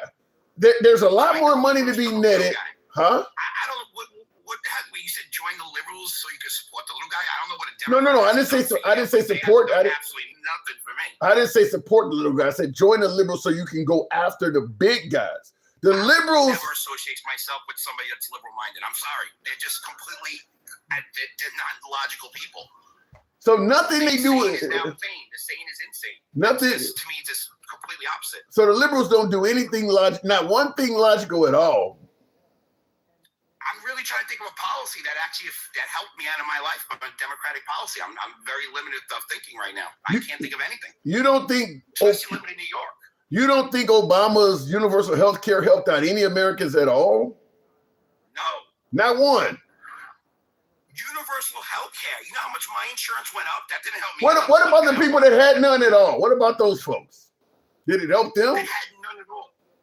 Yeah. People that aren't working that had no insurance. Yeah. That's the way it works. It's a certain system that you're supposed to be taught as a person, as a kid. You get a job and you make money. With that money, you live with. But you want me to support someone that never had a job and they didn't have health care? Why do you health care in America? Why do you assume? Hold on. Why do you assume that everybody that doesn't have health care doesn't have a job? You ever get in an Uber? They don't get health care. You ever DoorDash them? They don't get health care. Most of the people that are working in contract jobs that are doing 40 to 80 hours a week. What? Yeah, because they have their wife on the system. They get health They don't. You think every Uber driver is married? Every one of them? Yes. They'll find a way to make sure they bug the system. So in other words, you don't. So in other words, you just assume they're taking care of. You really don't care nothing about them. You just assume that somehow, some way, they're making a living. All they have to do is go to any emergency room. They'll be treated. That's not health care. That's not it, sir. Going to the emergency room is not health care. If you got diabetes, for instance, they don't treat you until you come there with an emergency, a diabetic emergency. They're not giving you insulin and giving you regular treatments. The emergency room only treats you when something really goes wrong. If you got high blood pressure, they're not giving you high blood pressure prescriptions and treating. They wait till you have a stroke, then they'll treat you. So that's not healthcare, the emergency room. So now the logical answer would be is just don't get a job then, right? It's either get a job and you have to pay for your healthcare through your company, or if you have a company that doesn't support healthcare because you're working part-time, you have to find another way to get the healthcare, and they do. You know what they That's why the don't? system's broke. You know they don't, sir. There's plenty of working Americans that do not have health care. There are people who work more than 40 hours a week, and they're just uninsured. They just have to wait till that emergency I came happens. across a person that didn't have insurance, healthcare insurance with a job. I personally have never came across that. That's probably why you're saying what you're saying, is because you just have never experienced. Next time you get in an Uber, ask them if you get in an Uber or Lyft, ask them, are all of you guys married? Every single one of you are? I guarantee you they're not, because I used to be an Uber driver for years on there. I guarantee you they're not married. That's a part-time job, though. No, it's not. Job wouldn't get healthcare. People are feeding their families off of that. That's not part-time. I'll tell you this. I'll give you another example. Anytime you go into a Dollar Tree or a fucking this little smaller restaurant, even Walmart to some degree, I'll tell you something. When you see people working for jobs where they're making slightly above minimum wage, their insurance sucks. Even if they're even getting it. If they're even getting it. So for them folks, they're essentially uninsured. They can't handle the out-of-pocket. If you're making $13, $14 an hour, you can't handle the out-of-pocket cost of the deductibles for hardly anything you get. So that person may as well be uninsured. Correct. So their goal is to get a better job, right? That's the only way that's going to get you to motivate to do something, right? So if you have a job right now, your job doesn't pay enough to pay your rent. What's your goal? To stay at the job? Yeah, but what do I do but while I'm trying to better myself, I'm uninsured. You're basically telling that person, so what? Figure it out while I'm trying to better myself, as you're talking about. And I agree you should try to better yourself. But what about that period of time? They're uninsured.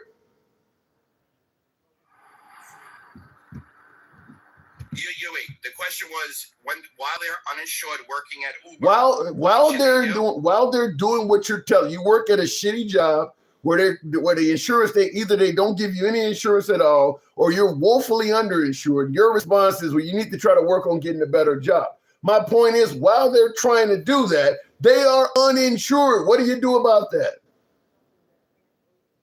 What do? I don't do absolutely nothing for it. They have to do it for themselves. There has to be some way the government doesn't hold your hand. That's why if you're saying that means you're pro-socialist. That is exactly what's happening. The government is not holding their hand. That's why there's so many people uninsured. They're letting them sink. They're doing what you just told them.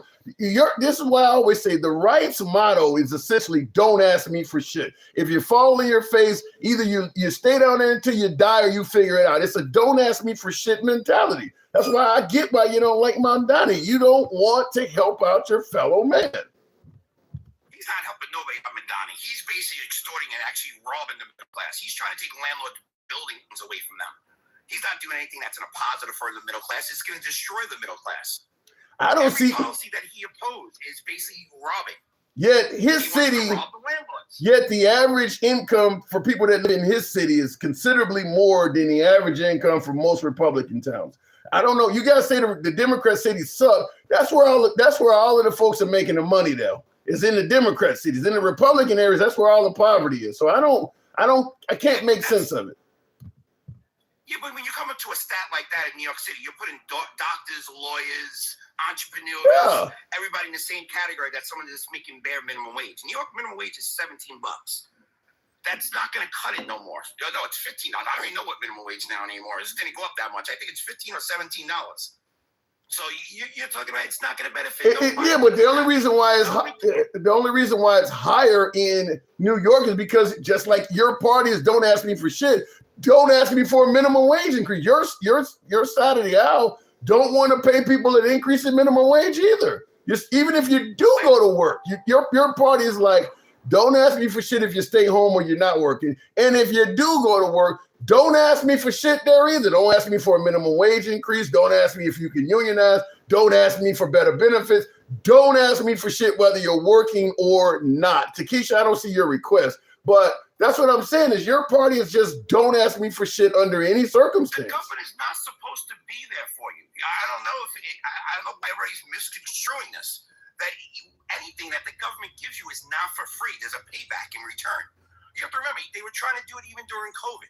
People that were unemployed, they forced people to be unemployed. They had people in the system itself. What do you think the next thing was going to be if no one took the vax?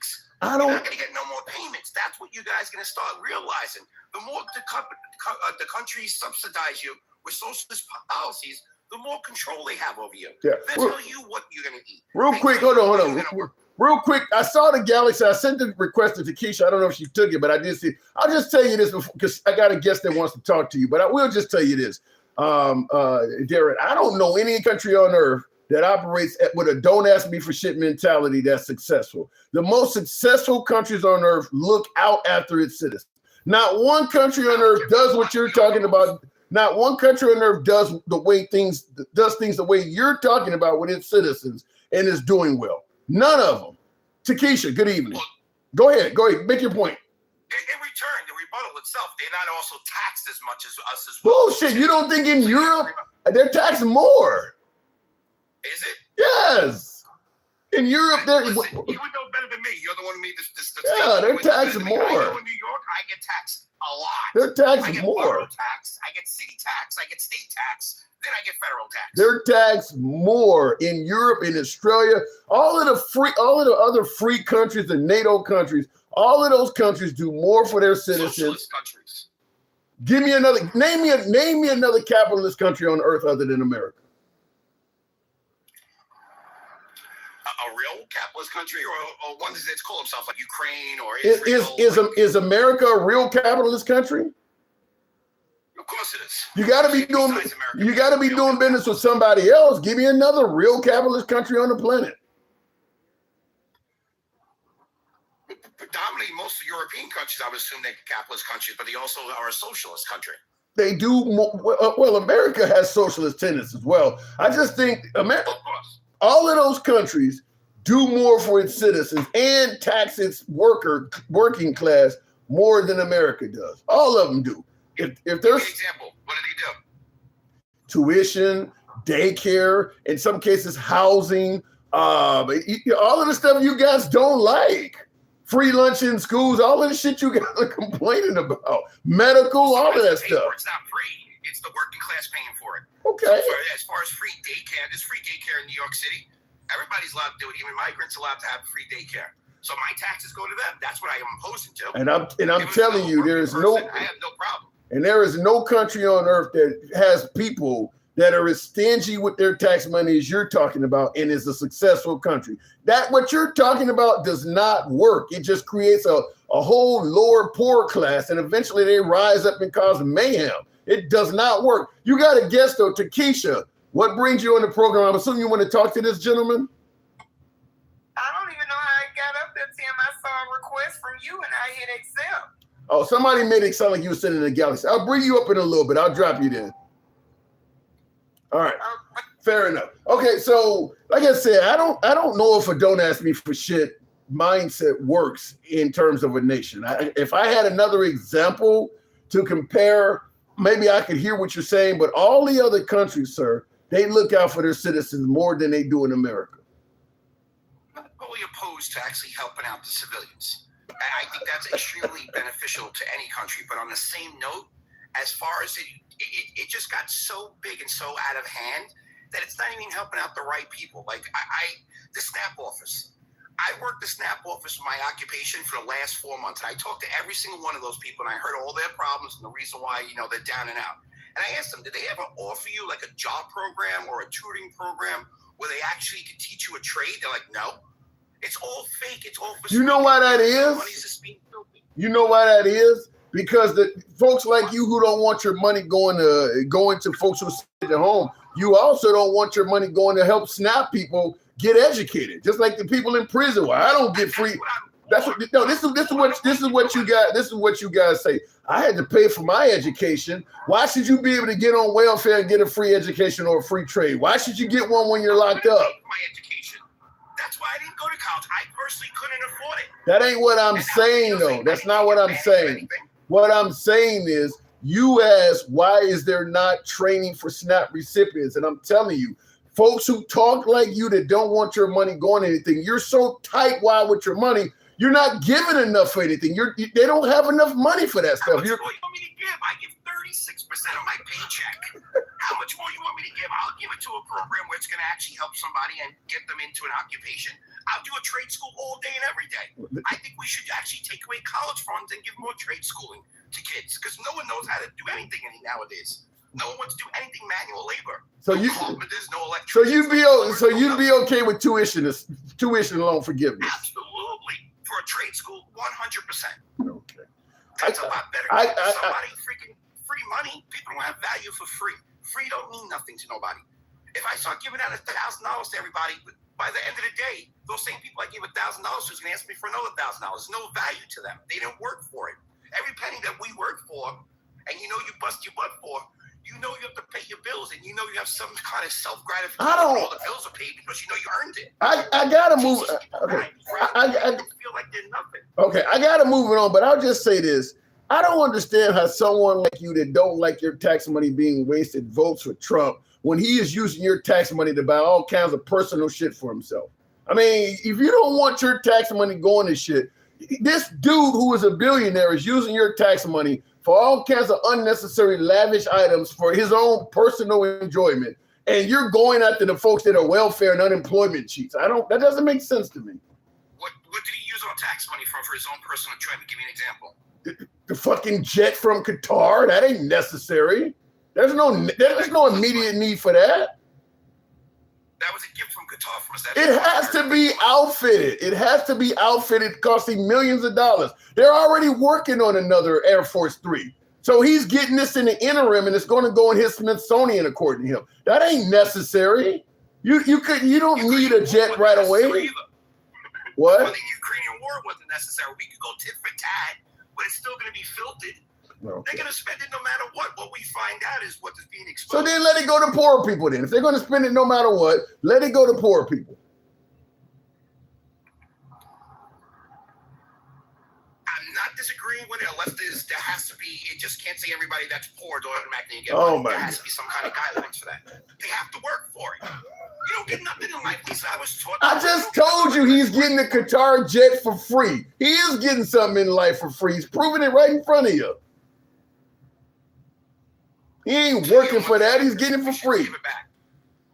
Now we get to it. I got to move it on. Great conversation. Come on back. I'm glad to have you come on back once. Thank you. Good man. Appreciate it. Good talk. Tap the screen. We sometimes give MAGA a little longer so we don't get as many MAGA, but tap the screen, get the likes on up. But yeah, I don't get how the right is so anti folks at the bottom, but then defenders of the rich, because he pointed out how great Trump is doing and also suggesting that there is no such thing as a free lunch. Go out and work for it. Trump is getting all kinds of free shit. Do we really need a reflective pool right now in the middle of this economy, or a tribunal arch, a UFC match on the lawns of the White House? Did we need a military parade? Tell me how that military parade benefited America. Did it really blow up, what do you want to call it, enrollment or enlistment? Were the enlistment numbers that much higher because of that parade, which cost a fortune, by the way? Think about how many people you could have given health care to, or paid for people's prescriptions, or put food on the table for that military parade. I don't know. It just seems like they're focused on people at the bottom and holding them accountable for every tax dime they get. And they're just turning a blind eye to the rich, ripping us off. That's what I see. Tap the screen, get the likes on up to 75,000. Help your boy with the TikTok cap and mustache. Alter Ego, he said, you're terrible with this.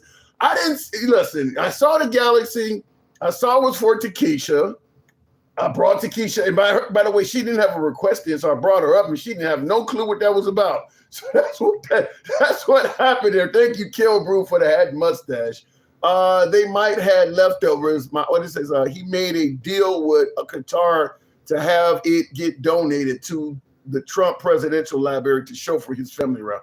It doesn't matter. The jet has to be made safe for Trump to be in. Qatar gave him the aircraft. They didn't put. Think about, you got to put everything in there from radar to countermeasures if somebody, flares and chaff and somebody fires a missile in. All of that stuff's got to go in that aircraft. All of that stuff is going to go in Air Force 3. So you fly Air Force 1 around, the one that you current, or Air Force 2, whatever, the new one they're making.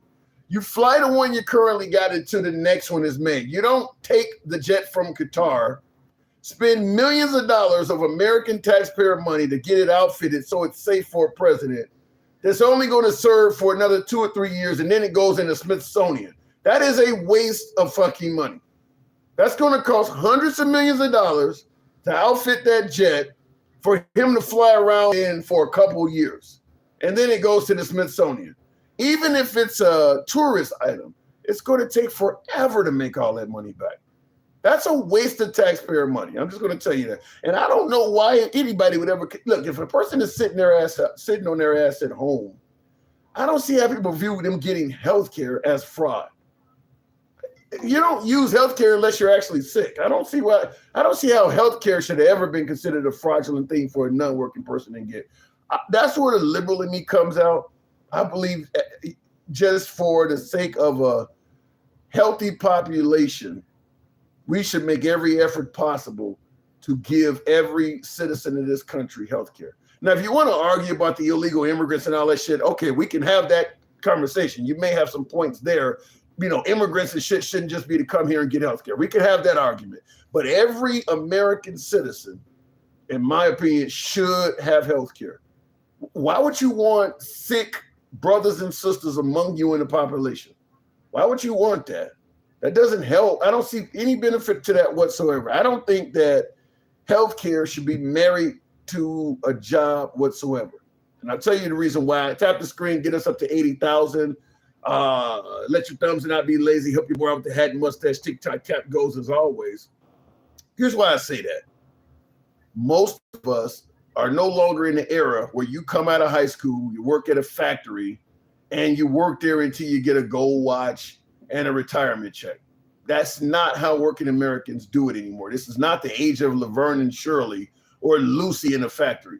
Most Americans now work several jobs before reaching the retirement age. There's generally, for most Americans, periods of unemployment. So if your insurance, your health care is tied to your employment, then most Americans are going to have periods where they're uninsured. That's just what happens. When you leave one job, laid off, fired, quit, they send you paperwork for something called COBRA. I'm sure many of you folks have heard that. You can't afford that. Nobody can afford COBRA when they're unemployed. Nobody can afford. So while you're between jobs, most Americans are uninsured. So I don't believe that insurance should be tied to employment. You think about all the people that Elon Musk fired that work for the federal government. Many of them are not insured as we speak. Many of them have no insurance at all. They did not all find jobs or any of that. So Trump, by doing that to all those federal employees, he just made a whole bunch of Americans uninsured. The minute they got fired, they lost their health insurance. I mean, he just made a bunch of uninsured Americans. That's why I don't believe your health care should be tied to your employment. Looking in the comments, yet to see a podcast bringing us all together, all help division. Well, that's gonna happen because there's nothing you're going to promote where everybody agrees with it. I mean, look, there are folks that agree that Iran was a major threat. There are people who think it was a waste of time, money, and we're wrong. Even when Obama got on television and said, on my orders, we had bin Laden captured and killed. The right was accusing him of being a narcissist for taking credit for something that SEAL Team 6 did. So even the killing of bin Laden, a threat to all of us in America, was made into a divisive topic. So there's no way you can run a podcast or any kind of social media program without it being divisive to some degree. Because there's going to be people, whether you got a Democrat in office or a Republican in office, that does not want to give the other side credit, no matter what they do.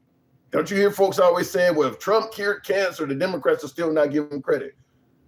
There we go. If Trump created cancer, MAGA would be trying to come up with some kind of spin for why it wasn't that bad. I mean, there's some people who just don't want to let go of their side and some folks who just hate it. That's kind of how it works.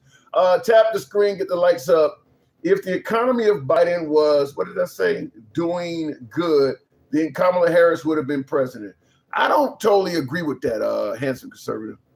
I don't totally agree with that. I think the gender issue with the transgender stuff, even with a good economy from Kamala Harris, would have been hurtful.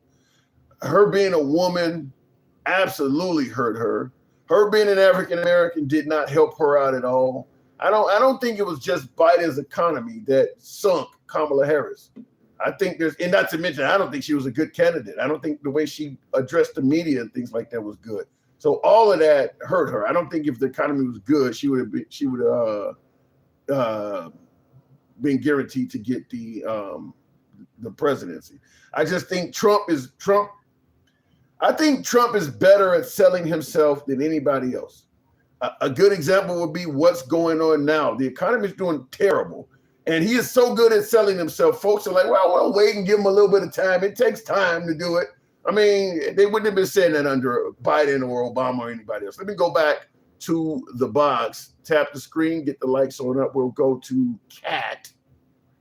Good evening, Kat. Keep electing Christians. White Christians is political insanity, somebody says. Wow.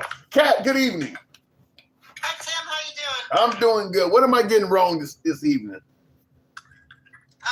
me switch over, Billy. Okay. No, I don't think you're getting anything wrong. I just wanted to touch topic on the health part of it, because that's kind of my niche. And I think COBRA is 100% expensive because you're paying 100% of the premium. Right. So your employer was paying part of that premium, right? And not only that, but they add an administrative cost anywhere from 2% to 10% on top of that, right? But being that you did, and here I'm going to play devil's advocate here with you. Being that you have lost your job, right? That's a qualifying event, and you probably lost your income too, right? Mm-hmm. I mean, so that is the qualifying event to go get a subsidy. You can still get subsidies, okay? It's not, the premium tax credits are gone, but you can still get a subsidy, okay? And if you make under $25,000 or $23,000 a year federal taxes, then you're going to go on Medi-Cal or Medicaid, depending on where you live. Right. Yeah, but what if you're making $50,000 but you got 3 kids or something like that? Okay, I'll tell you that. I got the chart right here. So 50,000 with 3, you're going to be on a Silver 87 plan, and it depends on the ages, right? Mm-hmm. Because it's all age rated. So they're going to take the age of the mother, the father, and the kids, but you're going to be on a Silver 87, which is one of those Silver Enhanced plans where you can't get off. I mean, you can't get that off the exchange. You can only get that. Is this from the Obamacare stuff, or is this before that? This is Obamacare. This is Affordable Care Act. All right. Subsidies. Yeah. So And what would you have qualified or gotten before Obamacare? See, if we didn't have Obamacare, then we're going back to pre-existing conditions, right? Where everything had to be underwritten. So if you had even a pregnancy, you were declined, okay? Because that's considered a pre-existing condition, right? Yeah. So anything, they would go through your medical records like crazy, okay? And then you may get approved, but you're going to be rated up. So you're going to pay the premium plus whatever up to rate of 40% or more based on that medical history. And this is for somebody that's unemployed. Correct. Yeah. Correct. So you would agree with me then that Obamacare was absolutely necessary. Absolutely. Yeah. I mean, it really is. It is saved. We've covered so many people. The statistics are out there that, this worked. This works. And I was so upset that they didn't extend those premium tax credits, but yet we're spending all this money on everything else. This could have been paid for another 10 years easily. So how do you respond to? Because I get my share of MAGA that says Obamacare was terrible. You heard my last caller. It made my premiums go up. A lot of MAGA think Obamacare was terrible.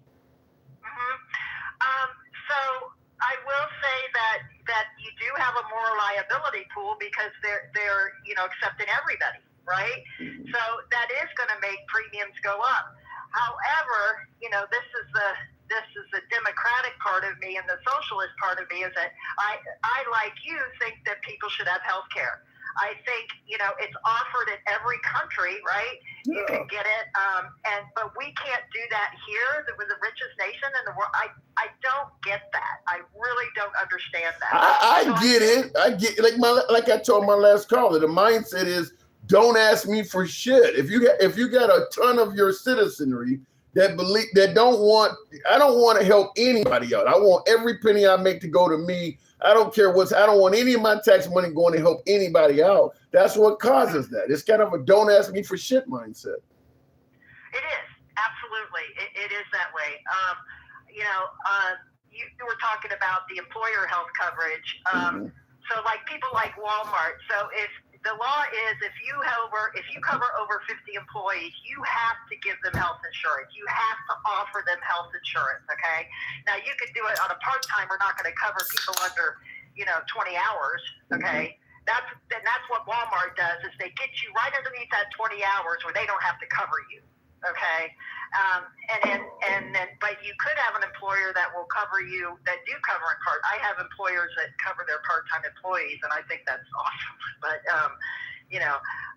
but that's neither here nor there. So, and you're right, the insurance that they probably do get, making $14, $50 an hour, that deductible is going to be so high. It's huge. I had several years ago when Trump was running for his first term, and he was heavily criticizing Obamacare back in 2016. I had a girl, me and her were debating. She was like 26, and she worked for Walmart.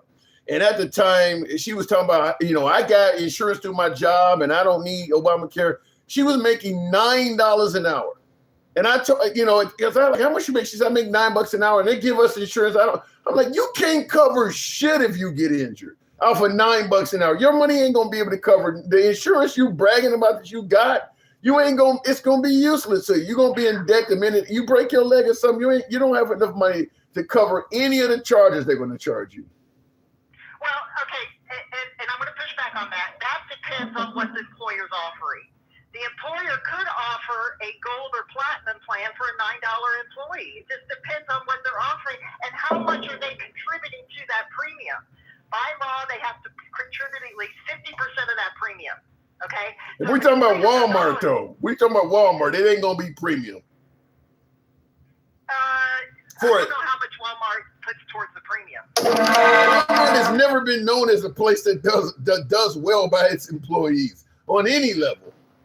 Well, yes, because it's just I think it's because it's high turnover and this and that. But no, I agree. But I guess I wasn't referring to Walmart. Okay. I guess I was referring. And that's where because that's where the high turnover. People don't leave good jobs. If a company has high turnover, that's because they're not treating the people very well. Exactly. Exactly. So you get an employer that, like I said, my employer, or not my employer, but my client who's a veterinarian. And he gives his people 20 hours or less gold and platinum plans, and they're staying. They're not going anywhere. You can tell. Yeah, you can tell where employees are getting treated well. You'll see people that's been there 10, 15, 20 years. When you got a place that has high turnover rate, that's a clear sign that these people are not getting paid well or they're not getting treated well at some level. That's making them quit. People don't quit good jobs. Exactly. And I am just glad I guess I'm so thankful that at least the subsidies are still there. Somebody can at least go get a subsidy if they lose their job, right? Or they're going to be forced to go on Medi-Cal or Medicaid. Okay. So everybody I tell, if you lose your job in your health care, but you got to COBRA or you got dental and vision, COBRA that.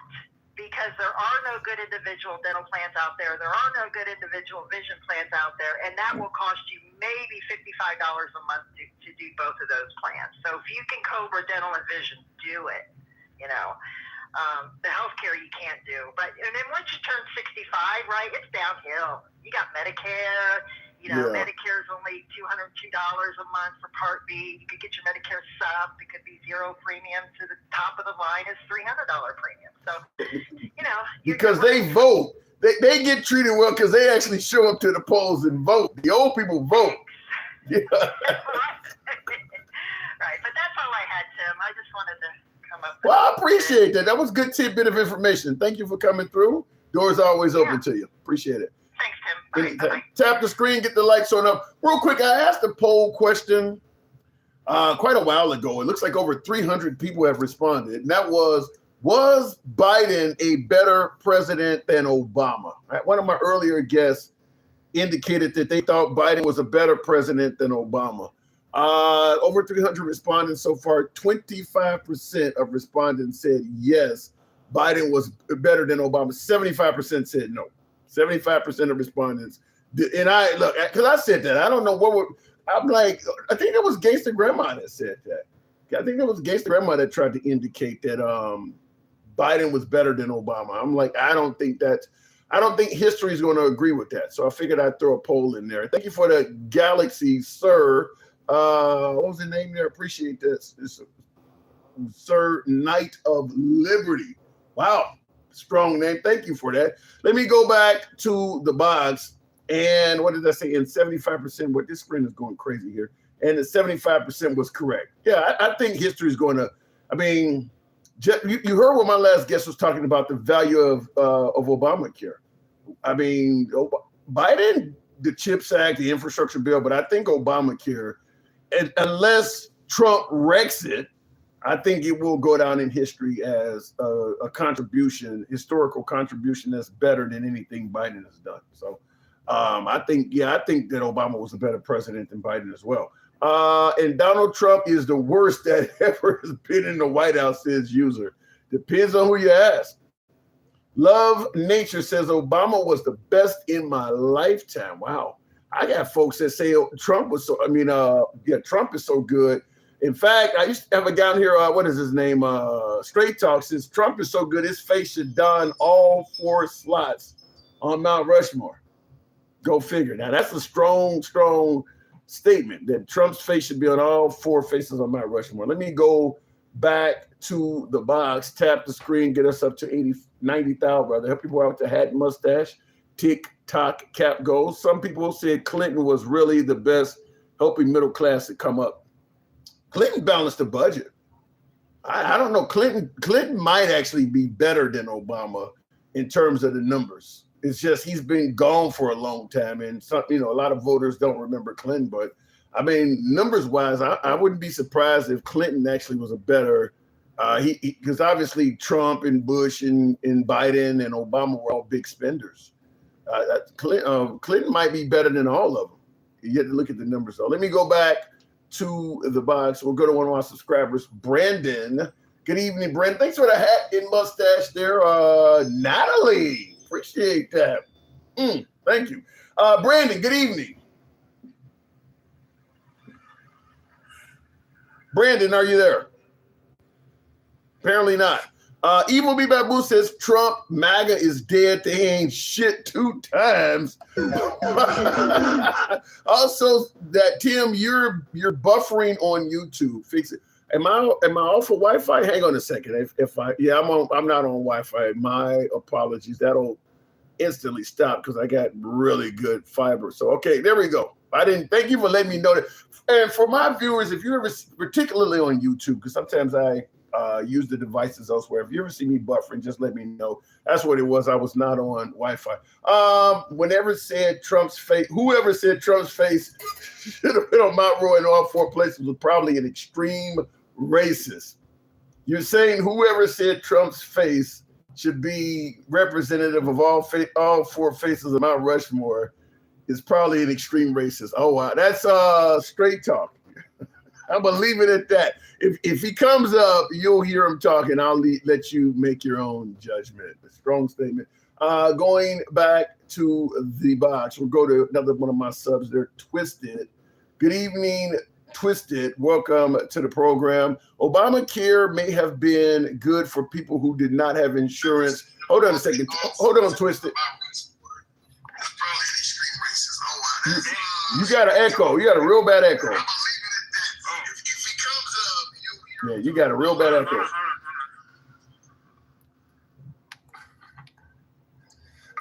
Okay, can you hear me? Can you hear me? Yeah. Yeah. Okay, hang on. I want to read a comment I was reading. Somebody in the comments, Wesley said, Obamacare may have been good for people who did not have insurance, but it was the worst for people who had insurance. All Obamacare is a policy to to cover emergency services. No, it covers more than emergency services. Because you don't need Obamacare to cover emergency services. They have to do that by law.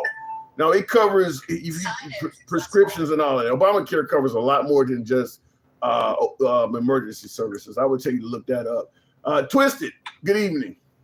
Evening, man. Hey, what brings you up? I'm in the trenches, obviously, today. What am I getting wrong?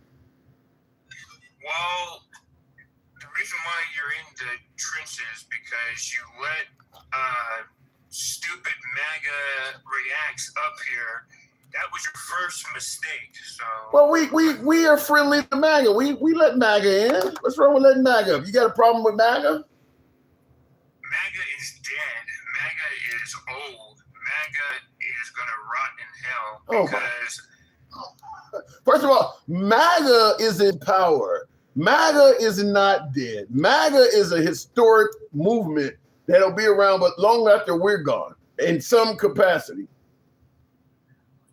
no, obviously the president is in hiding because he's scared because he can't win this war. So that's what's happening.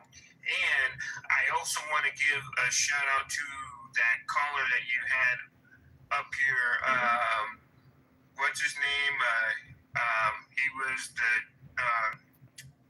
I don't know what the guy. What are we talking about? What are we talking about?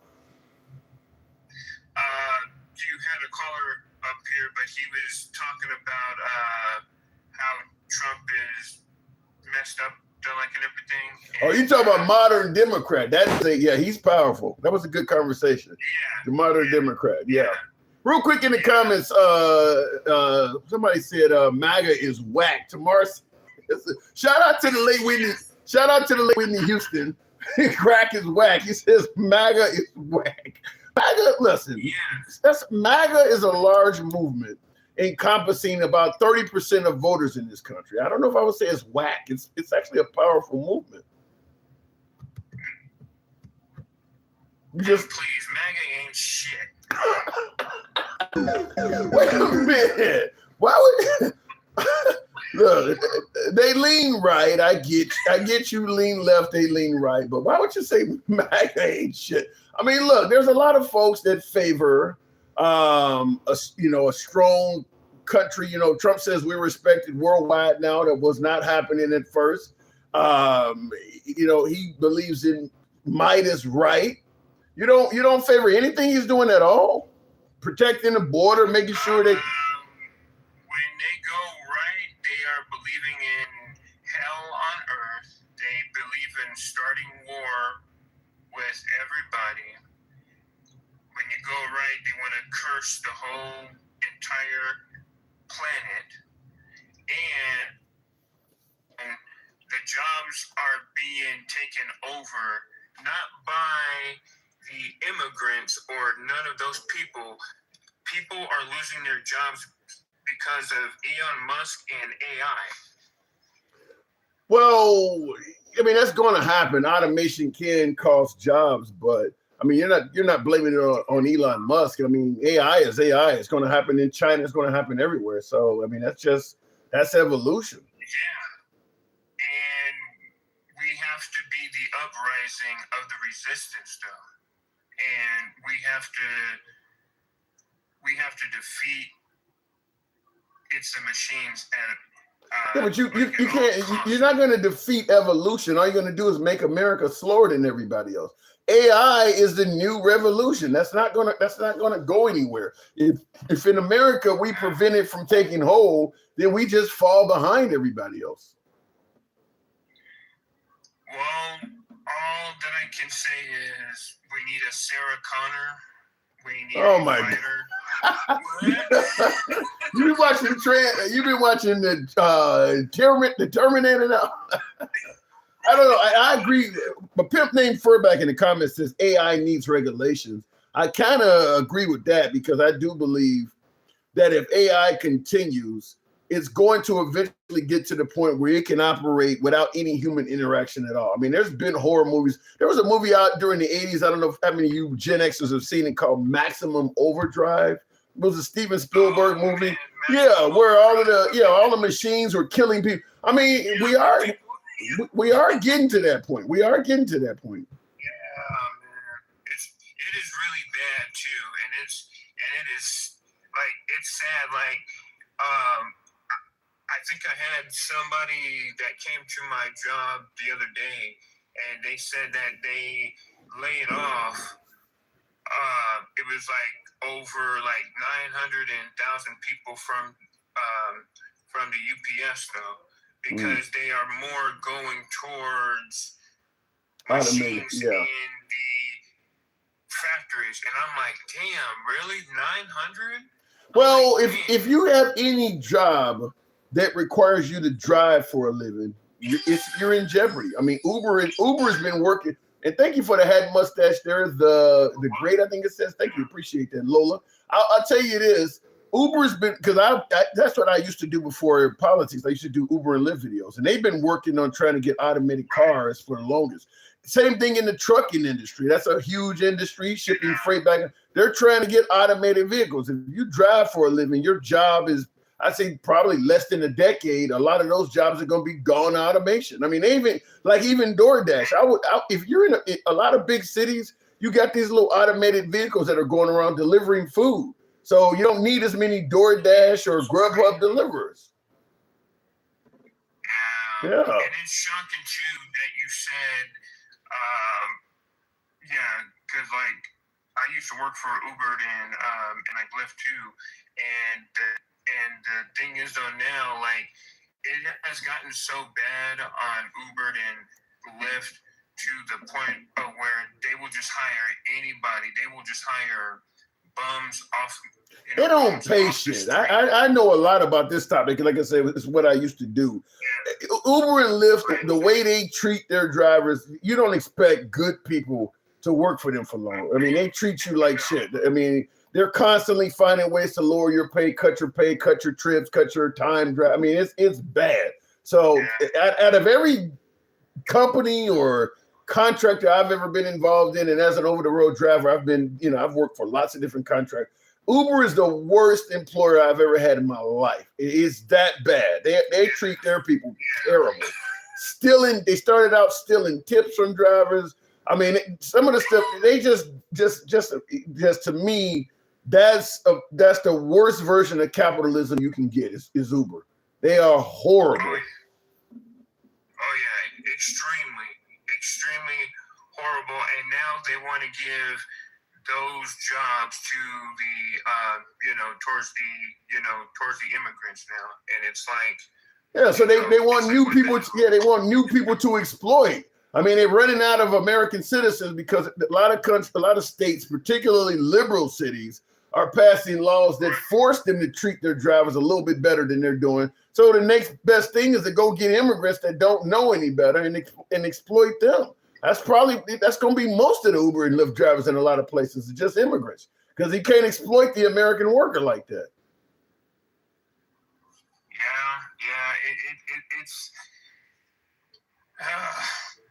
It is just getting really, really bad. It is just getting kind of crazy. So But let me ask you, what do you think? I know you're not a Trump fan, but do you think he's doing at least some things right? I've had people come on here and say he deserves MAGA React said he deserves a C. I mean, we're talking about automation and jobs being lost to AI. Now he is huge. It says MAGA swallows in the comments, but he is huge.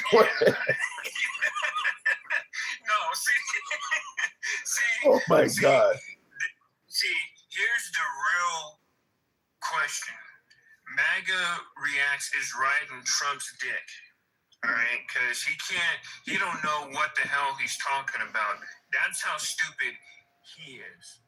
Okay, Trump doesn't deserve anything. All right, so Trump has failed on each and everything. He promised no wars. Yeah. He promised that we were going to be in the golden age. This is not the golden age. Well, he's only been around he's only Gilded Age. He's only been around for a year and a half or so. Some are suggesting that Biden screwed things up so bad, you got to give him time. You can't change it overnight. That's what we're being told. Yeah, but this is the age of artificial intelligence. This is the age of. You got a hater. You got a hater. Come on, man. We'll wrap it up. Keep going. Finish your point. You got a hater out there. Finish your point. You ain't said shit. Finish your point. Man, what these damn pretzels, man? Come on, pretzels. Anyway, so Finish your point, though. anyway, so yeah, this is the age of the machines are coming to kick our ass, and then also that this is the thing that it wasn't supposed to be, like happening. So Yeah. Unfortunately, I don't think Kamala Harris or Biden would have stopped that either. I mean, automation is automation, and if you can either get with it or get ran over by it. I honestly think that Kamala Harris was able to slow it down, and she would be better. We need some tits. We need some women in. So did you say some tits? Yes, titties, tittle bitties. Yes. I'll tell you this before I'm moving on from you. I wish I need to start bringing this picture up, but I actually got a chance to meet Kamala Harris when she was running for president at the time and give her a hug. She's attractive. She is attractive in real life. Yeah. I mean, she's real tiny. I'm a 6'6", 300-pound guy. She's really tiny to me, but I was like, I even told her because I was taking a picture of somebody and I was like, man, you look good on camera. She looks good in real life. I mean, I think she's like 60. She's hot in real life. I gotta move it on, no twisted. Thank you for coming through. Appreciate it. Thank you. Tap the screen. You don't need to slow it down. We have to train the future. Yeah, I kind of agree with that. If you slow down, if Kamala Harris had to slow down AI in this country, it'll just move on elsewhere. I mean, because I think Trump is doing that to some degree. He is giving a leg up to countries like China and things like that. Some of the stuff he is doing is ultimately going to be beneficial to other countries. When you start weakening your own people, other countries step in. So I wouldn't slow it down. I do think there needs to be some regulations on it, though. You start fucking with the fresh water supply of different areas and stuff like that. You gotta regulate it a little bit. But the problem is there's a lot of money to be made from this new technology, and we wanted a businessman. We didn't want a typical politician. We wanted a businessman. Business people work off of profit. For businessmen, profit ranks above everything else. They're not interested in civility, morality, doing what's right, making sure the little man is okay. They're interested in making money. That's what a businessman does. And that's what we got in office as a businessman. And that's exactly what he's doing. Everything he is doing is focused on how much more money can we make. Like Ukraine's getting their ass kicked by Russia. Well, but are they paying us for the weapons? We could profit off of this. Okay, well, let's ask them for their rare earth minerals. I mean, everything he's doing is based on money. And look, that's fine in business. But in a country, I don't think we should have a businessman because there's so many aspects of running a nation that should not be done off profit. I mean, I don't think that, for instance, providing emergency services, you don't want that to, because listen, if everything is based on profit, then that means that people that provide those services have not the time of day for anybody that cannot afford it. That's what happens in business. If you cannot afford what the product, the good or service that business is selling, if you can't afford it, they don't have the time of day for you. You don't want a country that starts cutting all kinds of shit to the people because they can't afford it. I mean, before you know it, you'll be paying for 911 or some shit. Well, you can't afford it. We don't send out a cop car. You got to be able to make sure you've paid your money first. There's just so many aspects of it. That's why people are not getting educated or they don't have health care and all of that, because we're starting to base more and more things on whether a person can pay for it or not. I'm not a fan of that. Trump lied so much he got to have someone else call his dog.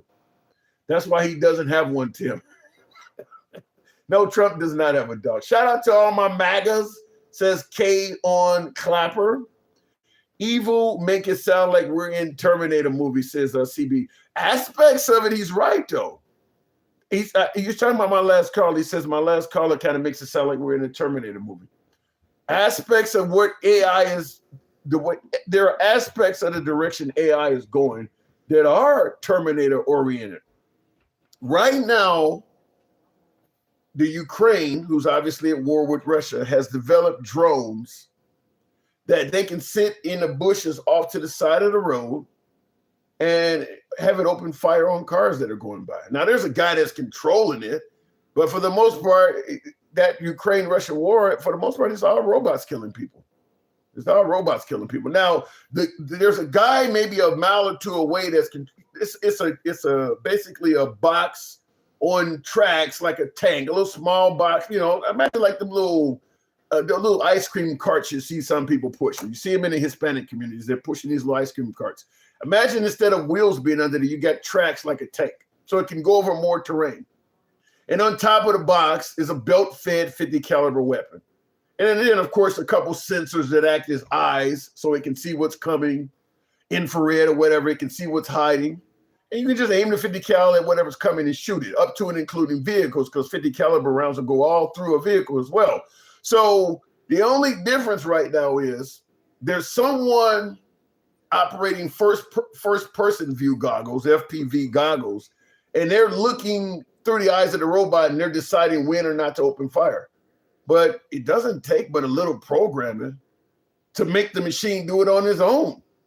You don't really need that to be manned. You can put a robot on the side of the road and give it certain parameters. If something passed that looks like it's, you know, you can give it parameters of what size it is or what heat signature is given off. And if it meets these parameters, open fire on it. You don't really need the man there. You don't really need that at all. So we're close to Terminator type shit, where a robot is on its own setting out to kill stuff. We're real close to that. So when you say it's like a Terminator movie, there's a lot of aspects to it. Just like drones, you can program a drone, put in the, what do you want to say, the longitude and latitude coordinates. In fact, I got a drone sitting right next to me that can do that.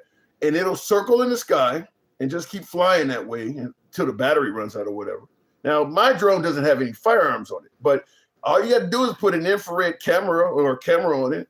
And so it's circling over a few blocks in a square, just circle. Anything you see moving within your area, open fire on it. So you can literally have people scared to come out the house. So this thing is just up above you circling. And if you come out, it detects your heat signature and it fires a couple rounds at you. That's it. You can do that now. You can actually do that now with the technology. So yeah, it's getting in the comments though. Somebody says free a murderer. Who is Marcel? But every single one of you said the wrong thing. Not one of you. You guys are. Hello. Well, he is free right now. The guy who took out Austin Metcalf. I think Carmelo's going to do time. I actually do think that Carmelo's going to do some time. I don't think he's going to be found not guilty on that. Just real quick, the graphic on the screen is what they're talking about. This African-American kid stabbed the white guy. I think everybody's heard about this case.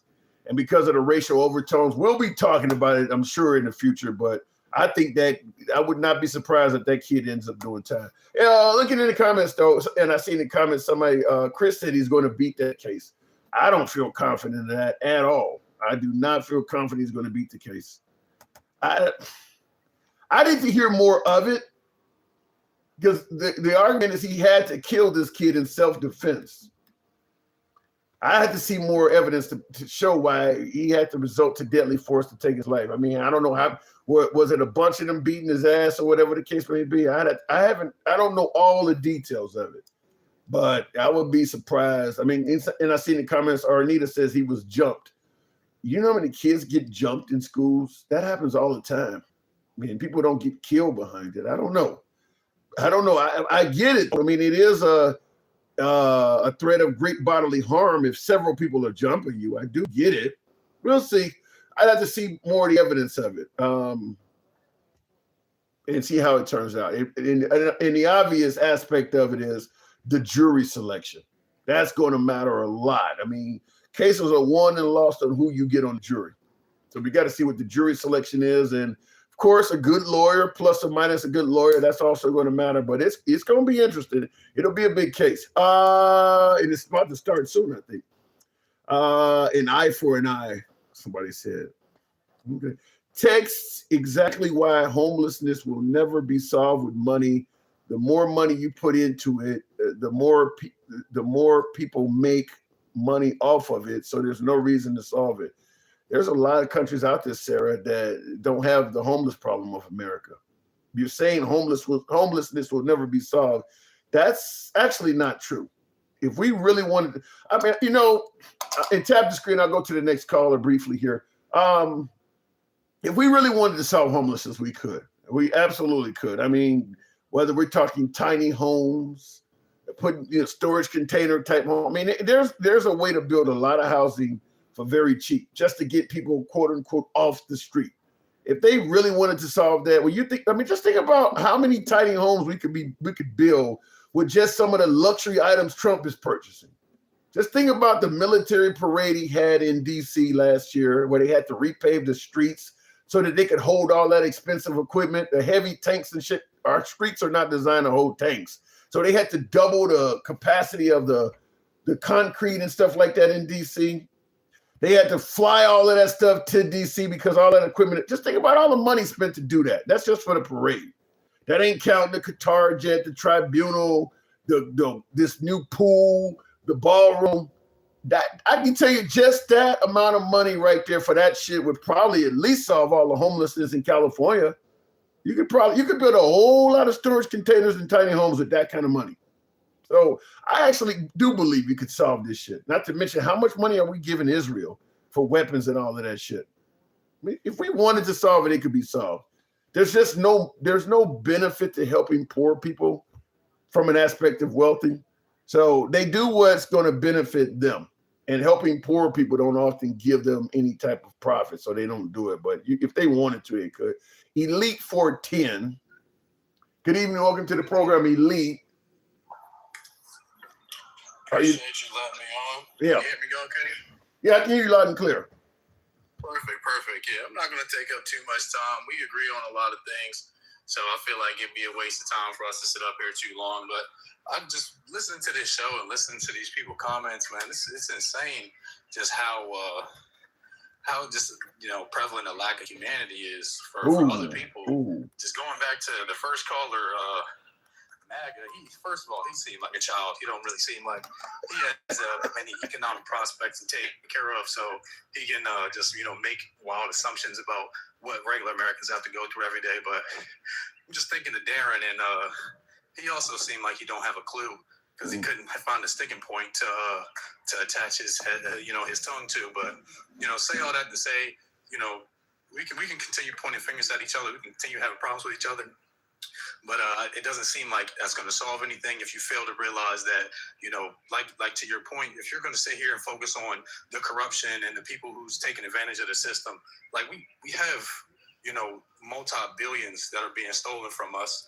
And all we can do is just sit back and let it happen and point fingers at each other. So once again, I'm not going to waste too much time up here, but y'all people need to educate yourselves. Feel free to pick up a book, read an article, do anything else except for point fingers at other people and realize that until we come together, we're going to stay apart. But y'all have a great rest of y'all day. And if there's anything else, feel free to ask any other question you have. That's well said. I'll leave it at that. That is indeed an elite comment.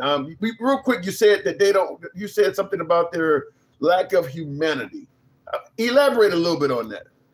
Absolutely. I mean, the point is going back to Darren, where he's focusing on people who should get a better job, or people who should work harder or put themselves up by their non-existent bootstraps. Like, brother, there's going to be people, no matter how hard you work, no matter what your economic situation is, no matter where you came from, there's going to be people who need to serve you at the lowest level. There's going to need to be people who go ahead and give you your nasty ass big arch and all the other shit that comes out every week that you stuff in your body with to kill you. Someone's going to have to hand that over. That is not a high school job. That is not a middle school job. That is a grown man adult job that, someone needs to support their family on. So, they deserve health care. They deserve the ability to go to work every day, work hard, and not, constantly be thinking, what gig can I get? What dash could I do? How many ways can I stretch myself, take myself away from my family? Because that's the other thing where you're destroying a family unit. You're taking people away from each other. You're destroying community because everybody's too busy focused on themselves financially. So if you have a little bit of humanity, and as you said, there's going to be people who abuse the system, but for every person who's abusing the system, there's 100,000 hardworking Americans, whether they were born here, came here by choice or by force. They're working hard every day, just like you and me, and they deserve to survive, whether or not they're passing you your burger, they're cleaning your car on the street. It doesn't matter what it is. They deserve the ability to live because it's enough to go around. Everybody is pointing at, they're taking this from us. They're taking this from us. There's enough to go around. That's a really good point in regards to it's enough to go around, because that's really what's making the huge separations of classes is the sheer amount of greed of the haves not wanting to share with the have-nots. But here's something I wanted to point out. Isn't it kind of odd that the party that is far more religious based is the one that is least likely to share? The don't ask me for shit party is where you're hearing all the Christians are. I mean, is that really the Christian way to don't ask me for shit? Man, I grew up in a Christian household. My family to this day, I'm biracial. My dad's side of the family is black. My mother's side of the family is white. So I see things in this country from all angles. I feel like I'm equipped to do so. And to go to the religious point, I was brought up in a Christian household. I was brought up, with what I thought were good ideals. But, I watch these people in these churches, I'm not going to sit here and harp on any specific humanity. But like you said, liberal, your goal, if you're following your own religious credence, should be to support the people next to you, to bring your brother up, to not kill, not steal, not hurt. So it's like for you to champion Trump because he's religious, he's going to bring people back, he's protecting the babies, this, that, and the third. But then you look at how he's tied with people who are trafficking little girls. It's just like your humanity is flip-flopping, because at the end of the day, you just don't want to see people who you think don't deserve to have another thing. Because you feel like, where's mine? To go back to Darren, where's mine? Where's mine? Where's mine? Like, go ahead and ask your president that you would vote for a fourth time. You continue wondering why, things are the way it is, because you continue to support the people. You continue to give them a platform. You continue to put them in power. And ultimately, they're the ones taking things away from you. It's not Mamdani. It's not, any other, the Democratic or Republican elect. It's the people who you continue to vote and put in power, and then turn around and say, well, the little guy. It doesn't make sense. Why do you think that? Now, you mentioned, you're right, the caller said he voted for Trump 3 times and would vote for him a 4th time. One of the questions why do you think that is for some MAGA, considering the current economy, we're at war with no end date. Why do you think they would look at Trump and say, we want another term review? What is it about him in this current environment that suggests we want more of that? I'm going to be honest with you. I do think some of these people do lack the, mental capacity to think critically about the decisions that they make. But I'm not going to harp on that too hard, because ultimately 50% of people are dumber than you and 50% of people are smarter than you if you're perfectly average. So you got to compare yourself to that and think where you may end up and where the people you're talking to may end up. But say all that to say, I feel like the issue is one, they've attached themselves to this ideal, or their family members have attached themselves to this ideal. Grandpappy and their daddy, they're their heroes. They've been working hard, blue lives and blue knuckles. Like, they just been out here busting their ass for years and years and years. And yet, they continue to listen to these people who are ill-educated, misinformed. And then, because this is their tribe, because this is what they were brought up with, this is ultimately what they're going to support. And anytime they're presented with new information, thankfully, I'll give Darren his credit. He said when he didn't know something. But ultimately, when saying you didn't know something and being willing to change your opinion with new information, two completely different things. And I think the biggest issue is they refuse to change their opinion when they receive new information, and they're afraid of being on the wrong team. We're a very tribal society. I'm a sports fan. Everybody has their flag to wave, but ultimately you got to know when it's bigger than the flag you wave. And you got to realize when you're on the wrong team. And unfortunately, I have family members that I've had to cut off, and I'll continue to do so because ultimately, if you show yourself as someone who doesn't support me as an individual, not because, as you say, I'm trying to take something from you, but ultimately you just don't think I should be here. You don't think I should, love the person I love. You don't think I should be the color that I am. You don't think I should have the family unit that I have. And, you don't think I deserve to be on this land that was stolen from the people who came here before you. So ultimately, so then let me ask you the question. So let me ask you the question where I think a lot of my viewers are going to say they probably know, but I'm going to let you ask since you are biracial. Now, you said your mom's white, your dad's black. Am I correct? Correct. Now, you said you've had to cut family members, I suppose, due to their support of Trump. Is that what I heard? So it's multifaceted. We can begin with the Trump, but if we had to boil it down to a single talking point, absolutely. If you show me that you're willing to support someone who has a father of 4, I got 3 daughters. If you would support someone who would talk about women the way that Trump will, who would behave in the presence of women like Trump will, who has been indicted several times, who's in the Epstein files, so on and so on and so on. If you're willing to support someone like this full-throatedly, wholeheartedly, I'm not willing to come to the table with you at a certain point because you can't disagree. You can't agree to disagree about harm. You can't, and that's the point of the matter is, liberal, you cannot have a good faith conversation with someone who refuses to come to a mutual plane of understanding.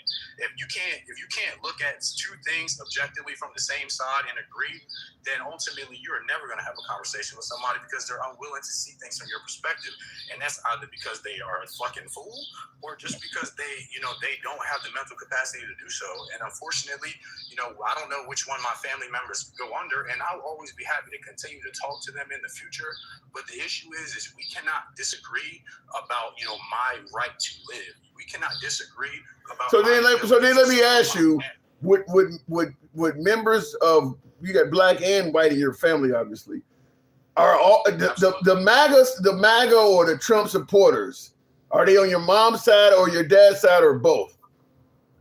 Well, the funny part about that is we all know the answer to that question. I gotta ask it though. That's what I do. I gotta ask. I will oblige you. Of course, it's only the white side, but the issue is I'm not going to point to my black side of the family and say that they are faultless because there's issues with homophobia, there's issues with exceptions with other people like that. That's we're going to have that conversation back and forth. But the issue is that they understand what it's like to be subjugated. They understand what it's like to have someone look at you as someone who deserves less simply because of who you are, not because of the choices you made, but simply because of who you are. And that's why what Darren's saying is complete BS, because not everybody is born with the platform to escalate. They're stuck where they're at, and there's the way that this world is, they're not going to escalate above that. So all you can do is accept people for who they are, and give them what they deserve, which is the right to live. So my black family, they get that. They understand. It's not me taking from you, it's them taking from us. So I don't have to have that conversation with them, but I do with my white family. And why is that? Well, I mean, there's something about Trump that a lot of white people like. I gotta move it on. Hopefully you don't lose any family members long term behind this president, but a lot of families have been broken up behind Trump. I'm gonna be all right because at the end of the day, what we gonna talk about anyway? We get in the room, we can talk about sports, we can talk about this and that, but when it gets down to the real, how you doing, what you going through right now, like you said, I know they sitting at the pump crying because they're dumbass decisions, but they're gonna continue to get what they got, and unfortunately, they dragging us down with us. But I'll be back, liberal, because these people, and I'm seeing in the chat, they need to be educated. Somebody help them. That is an elite conversation. I appreciate you coming through. Thank you very much. Elite 410. Appreciate it. Anytime. Tap the screen, get the lights on up, if you will. Tim getting smart people on his live stream lately. The crazy thing is, Chris, I was told ain't nobody watching me anymore. That's what I had some MAGA that got mad at me for bringing up a guest because of the guest past or whatever the case may be. And I've said this before. I'm all for free speech, and when I hold up the MAGA hat and say I'm MAGA friendly, I mean it. I do believe in free speech. I'm a free speech absolutist. So I do believe in folks being able to state their case without me trying to censor them because I don't like them or because you don't like them or something like that. Which one reason why I have a lot of problems going to other lives, because most lives have moderators. So now you got to deal with at least two people. You say something the host don't like, they're muting you, or the moderator's muting you, or you're debating with the host and the fucking moderator jumps in. And now they're debating with you too, so you're taking them. We don't do that here. It's all about free speech. It's all about free. We don't have a moderator. We've never had one. We probably never will get one. I mean, that's what free speech is about. But being candid, yeah, somebody in the comments said, or they drop you. Yeah, or they drop you, whatever the case may be. But they're censoring your speech. You don't see people getting muted here or getting dropped for for their speech and things like that. People are going to say shit you don't want to hear. That's how it is. That's how free speech works. Everybody claims to be in favor of free speech until somebody says something they don't like, and then they want them censored. And that's right and left. I know the right claims that they're for free speech and liberals are about cancel culture. No, the right will cancel your ass too. I mean, when the Iraq war was going on, you had O'Reilly on fucking Fox News calling, they didn't like France and some of them countries they wanted to cancel them. They didn't even want to call it French fries no more. They called it freedom fries because they didn't like France. There's plenty of folks that cancel. We don't do that here. We let people speak. So I say it all the time on the program. If you're not an advocate of free speech, this program probably is going to suck. Eventually you're going to hear people say something you don't want to hear. You either lean left and you don't want to hear MAGA on the program all the time, or you lean right and you think that all liberals are stupid and they shouldn't be brought up. I get folks in my inbox damn near after every show telling me somebody who talked should not have been allowed to speak. I don't like losing folks, but unfortunately, if you want a program where only your side is favored and everybody hates the other side, this ain't it. You're going to hear everybody. You're going to hear every fucking body. Anyway, tap the screen, get us on up to 110,000, if you will. How many cameras are on you? If I skip, Sassy, about 5 or 6, I think it is. How many cameras? If I skip to the next video on YouTube, you're saying the same thing, but it's more than one angle. Never felt Trump or Republicans were racist. Trump is most definitely protecting his PDF donor friends and family. I'm done with politics, focusing more on God and family. My MAGA hats are in the trash. Damn. Well, Trump has said a lot. Look, in regards to whether Trump is racist or not, he said a lot of things that at the very least are racially insensitive. I mean, the whole Obama is monkeys thing. I mean, look, I don't think there's ever been a time where you could portray African Americans as monkeys and it was not viewed as racist, going all the way back. I mean, that's always been universally accepted as a racist trope, to portray an African American as a primate. That's always been that way. I don't know how all of a sudden he can do it in 2026 and suddenly it's not. So yeah, he's done things that are racially insensitive. I mean, and there's a bunch of things. I've posted many things on him of him posting stuff on his account that the 81% of white homicide victims are killed by blacks, which is woefully inaccurate. Essentially saying if you're a white victim of a homicide, it's almost guaranteed that a black person did it. That is incredibly inaccurate. He didn't apologize or anything for it. He's posted pictures or posted videos on his account of people yelling white power and shit. He's done a lot of things that are at the very least racially insensitive. And of course, he don't apologize or explain any of this stuff. You just kind of left to deal with it. I mean, it's bad when Tim Scott has twice Tim Scott has said, I had to call him and tell him to take that down. When he posted the Obamas as monkeys, Tim Scott said that's the most racist thing I ever seen. Tim Scott, I love you, man. Tim Scott is saying it. So it ain't coming from just crazy liberals. I mean, Tim Scott is even saying this shit. Is saying black power racist, says Jay Pistol. Saying white power in itself is not racist, but I'm gonna pull a Charlie Kirk and say context. Just think about the people you see yelling black power and compare them to the people you see yelling white power. Generally, the people yelling white power are openly supremacists or Aryan Nation type people. Black power might be in a song or some shit by James Brown or something like that. So the context of the phrases are different. That's what I'm saying. You don't see normal, everyday, average white people walking down talking about white power. You do see everyday, average black kids in schools and everything talking about black power. It's a difference. It's a big difference. You see generally white dudes saying white power. You don't see white girls saying enough. I mean, it's a difference. There is some context to it. It's like white people were not enslaved in America. Check your history.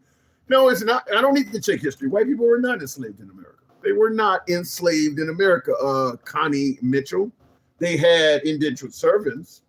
There was never a time when you could take two white people, force them to fuck, and take the kid and say, this kid is now a slave. That has never existed in America. It existed for blacks for hundreds of years. There was never a time when they did that in America, where you would have a 6-month-old baby and you're able to hold that baby up and say, I own this for the rest of its life. That has never happened to white people in America. So I think you're getting that one wrong. There's a difference between an indentured servant and a slave. An indentured servant has an end date. It may be way the fuck out there because they have a debt or something they're trying to pay off, but they have a light at the end of the tunnel. And a slave is akin to somebody who's been given a life sentence without parole. There is no light at the end of the tunnel. You will be this for the rest of your natural life. And you could be telling that to somebody who's 2 days old. It's a difference. It's a big difference. That has not happened to white people in America.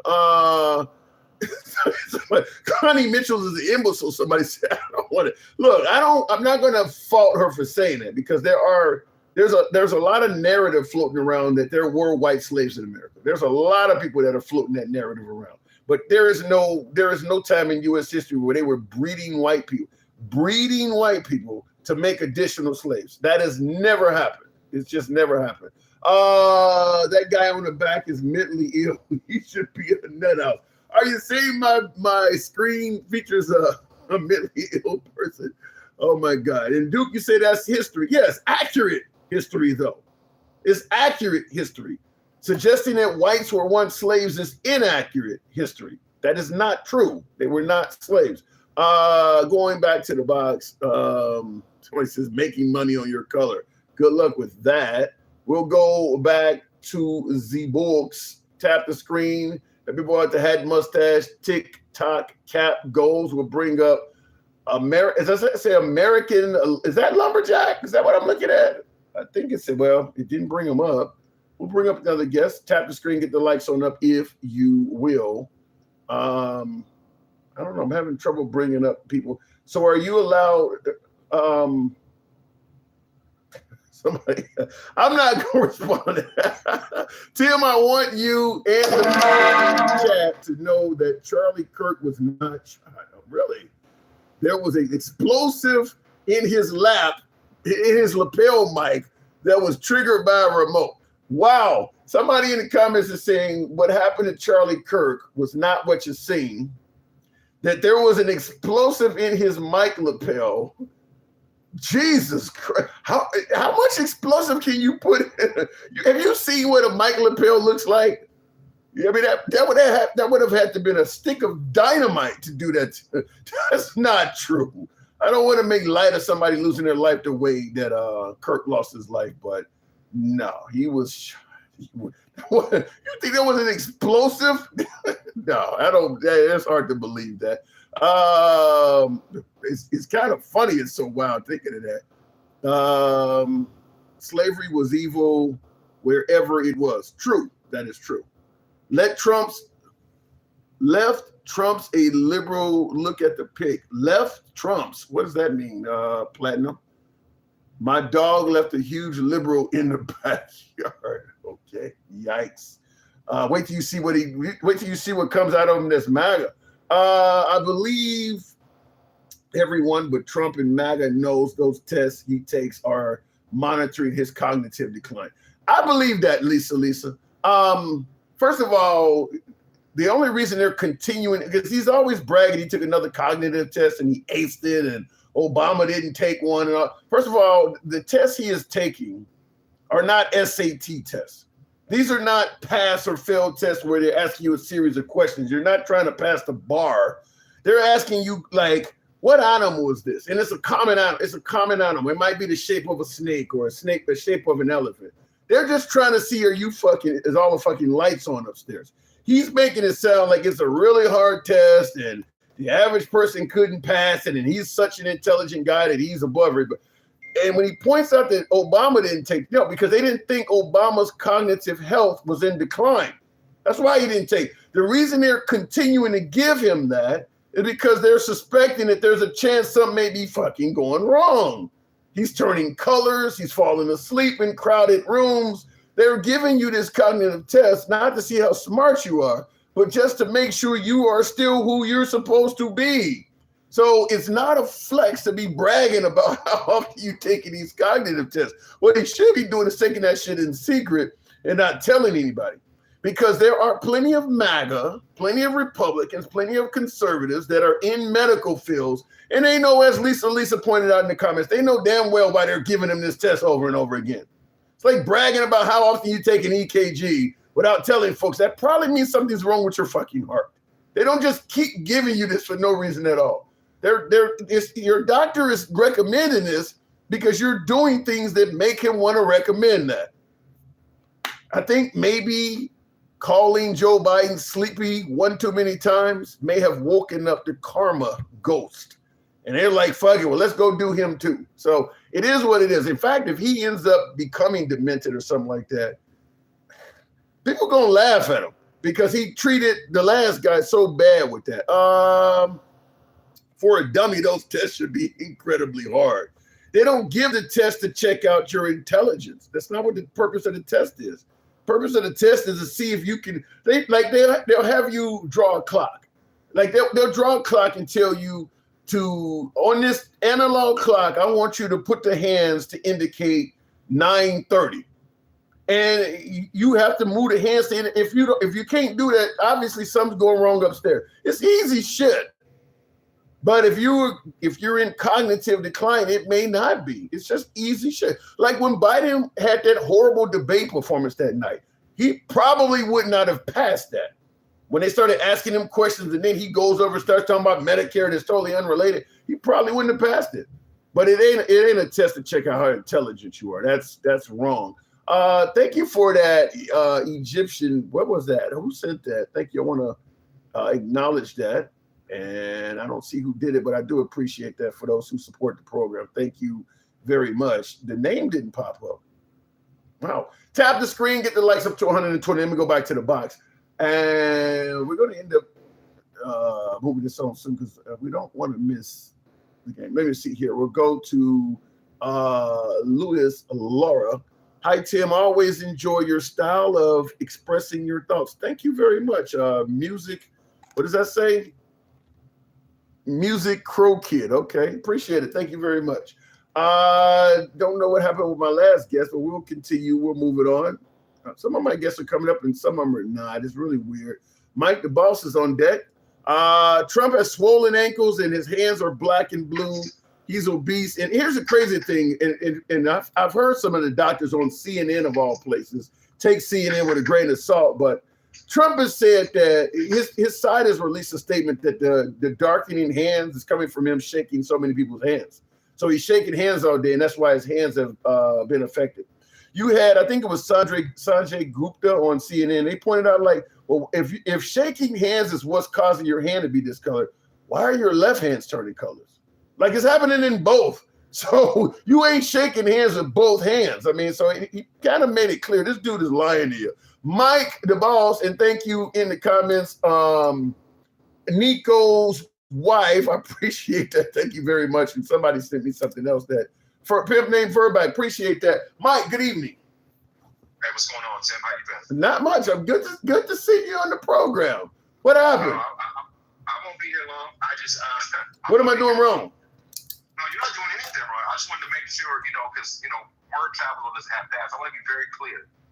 I did not say nor insinuate that Tim is okay with P3DOs and pedophilia. Is that what's circulating around? I'm just telling you, I'm back on your show. I told people to make sure they understood you did not say that, nor did I say that about you, right? So I talked to you on your app, and we've talked off app. Have we or have we not? Absolutely, yes. And let me before you continue, let me interrupt and just say this.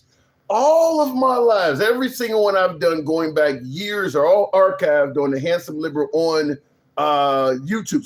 So you can if you want, if somebody thinks that I'm not portraying what I actually said accurately, or somebody else is lying on me, you can literally go back and hear the whole program. You can hear exactly what was said. I think they're also archived on Substack, but they absolutely are on YouTube, and you'll know which live by the whatever screen graphic you see back here. That's the thumbnail for that day's show. So yeah, I mean, no, I didn't. Go ahead. I would never let that ride. Just not like I'm not. Just like I will never let having a known a convicted sexual person that touches children. I'll never let that ride. And I know you're in here, Duke Vader, and I've been getting at you, and I'm not going to stop, guy. I just understand. If you're uncomfortable sharing your story and getting it clipped and put on this app, you should be very comfortable with anybody that understands who you are, what you've done, and how you approach it. It is what it is. Yeah. You know what? Because my approach right now is what the nation should have done when those files came out. Everybody should have been just as outraged about them not coming out, so we know who's hurting children and who's not hurting children. But the nation, or part of the nation, decided it didn't matter. That's crazy. And that's crazy. I mean, MAGA was 100% against folks harming children until it started appearing as if Trump was either himself guilty of it or at the very least protecting those who did. And MAGA has really calmed down on that. I do not understand that. And you know what? And that's cool, Tim. And again, dude, you don't have to care. That's cool. You're telling me, so that's cool. I just hope everyone in your orbit that doesn't know your past is cool with your past. Because if they don't know now, they're going to know. You gave an invitation for some people to come to Houston and have the conversation. I accept. Damn. I accept coming to your city council. I accept coming to your mayor. I accept coming to your city and identifying who you are so they know who you are. You put the invitation out there, I accept. I have no problem doing it. I have no problem coming out there. It's not a big deal to me. If you don't care about how it plays out, neither do I. But what I care about is children. And what I would have liked to hear was a little bit of contrition and a little bit of compassion for what you did. But that didn't happen. So I'll raise your invitation by coming to see you.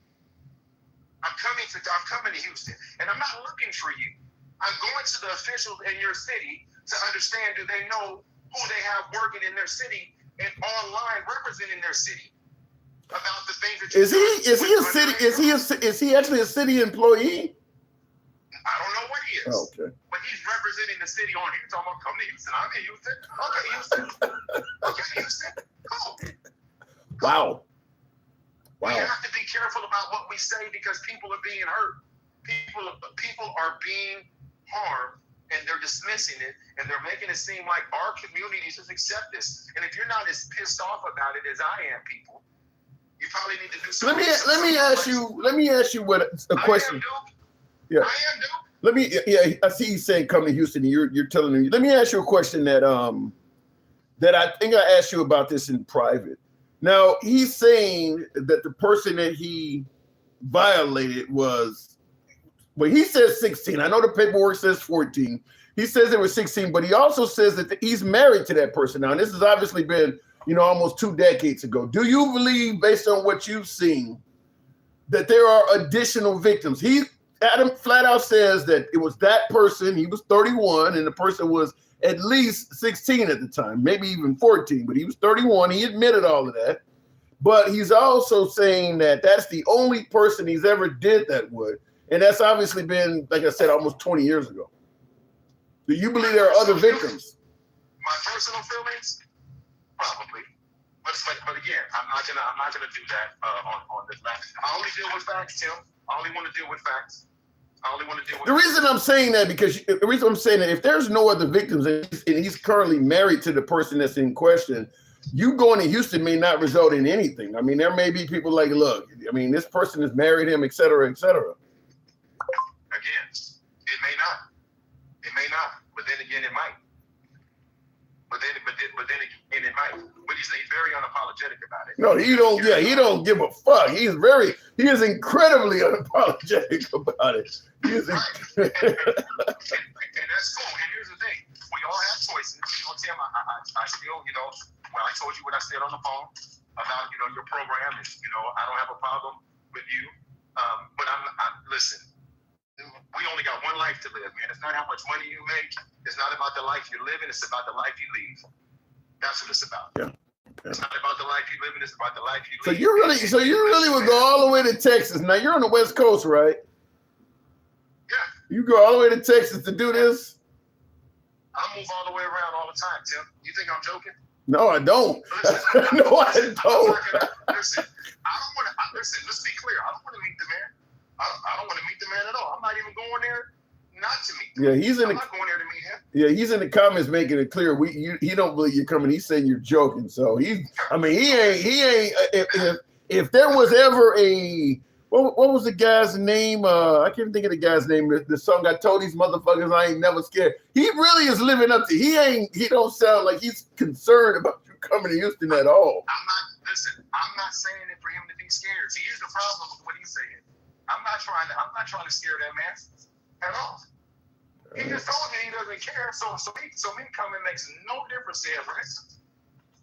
Yeah, Bone Crusher and Killer Mike. That's who made this song. Yeah. He definitely. You definitely ain't. I mean, so you come there. I don't know. Like I say, he sounds like he's been working at the same job for a while. So I don't know what. Yeah. Cool. That's cool too. So anyway. And no, he said bring him up. No, don't bring him up. Any other time you don't want to talk to me. What you want to bring me? What you want to come up for now? That's cool. I am just talking, and you can just take it however you see. Hey Tim, I appreciate you, but I said what I said. I meant what I said. I don't say shit that I don't mean, and I'm not trying to scare the man at all. But I want it. If he don't give a fuck, why should we all care? But the city should know who's around. Roger that. I'm sure you'll update us for that. And I would like to hear that, by the way. Come on the program anytime and let us know how the outcome of that is. Mike, you're welcome anytime. Thank you. All right, bro. All right. Tap the screen, moving the program on, get us up to 130. What is somebody saying? Elite says Duke is one of below average. God. USA puppets of Zionist terrorists. What is that? That's because 100% of his job and coworkers don't know. Oh, you think that's true? Ooh, that could be interesting. Nate in the comments says that's because 100% of his job and his coworkers don't know. That would make that a very uncomfortable work environment.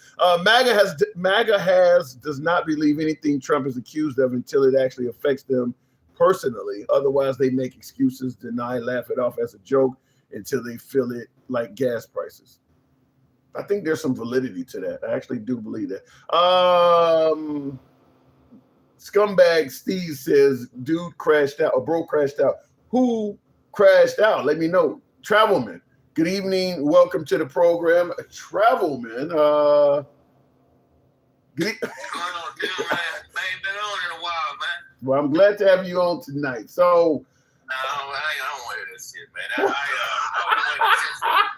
What? I send you the Egyptian thing all the time. Oh, that was you. I didn't know it. It didn't put in there who sent that. I was looking for it. Thank you. It's been a while. I don't think I've been on here about a month. Well, what's going on, man? Not much at all. We were talking about a variety of things, but obviously the president, because we all got Trump derangement syndrome. The president often comes up. Did you hear that him and Netanyahu had a heated phone call where he literally told Benjamin Netanyahu he's fucking crazy? Yeah, and did you hear what Netanyahu said afterwards? He gonna keep doing what he's doing. I didn't hear that part. Did he really say that? They want them to stop. They want them to stop going into Lebanon. I haven't been following it like I normally do because I just want to take a break. But if I'm not mistaken, Ben, now Bibi said that he talked to him, and Trump said, "Well, they're gonna do this and do that," and Bibi was like, "Well, we're gonna continue to do what we have to do." Basically, is what he said. Well, but like Trump told him, and yeah, this is one of the times I absolutely agree with Trump. We're saving him. If Trump says, well, you're going to do whatever the hell you want, if Trump gives the Israelis the Ukrainian treatment, where we pretty much told, Zelensky, you don't have the cards to stop helping them. If we stop helping Israel, they fucked. There's no other way around it. If we stop helping Israel in that region, they are fucked. Because not only do they have Iran as an enemy, my guess is their list of enemies would grow because a lot of folks would be like, now's the time to cancel these motherfuckers. It would grow. Let me ask you this, Tim. Out of all the countries over there, which one is doing the most damage to other countries? The one we're discussing. There you go. Yeah.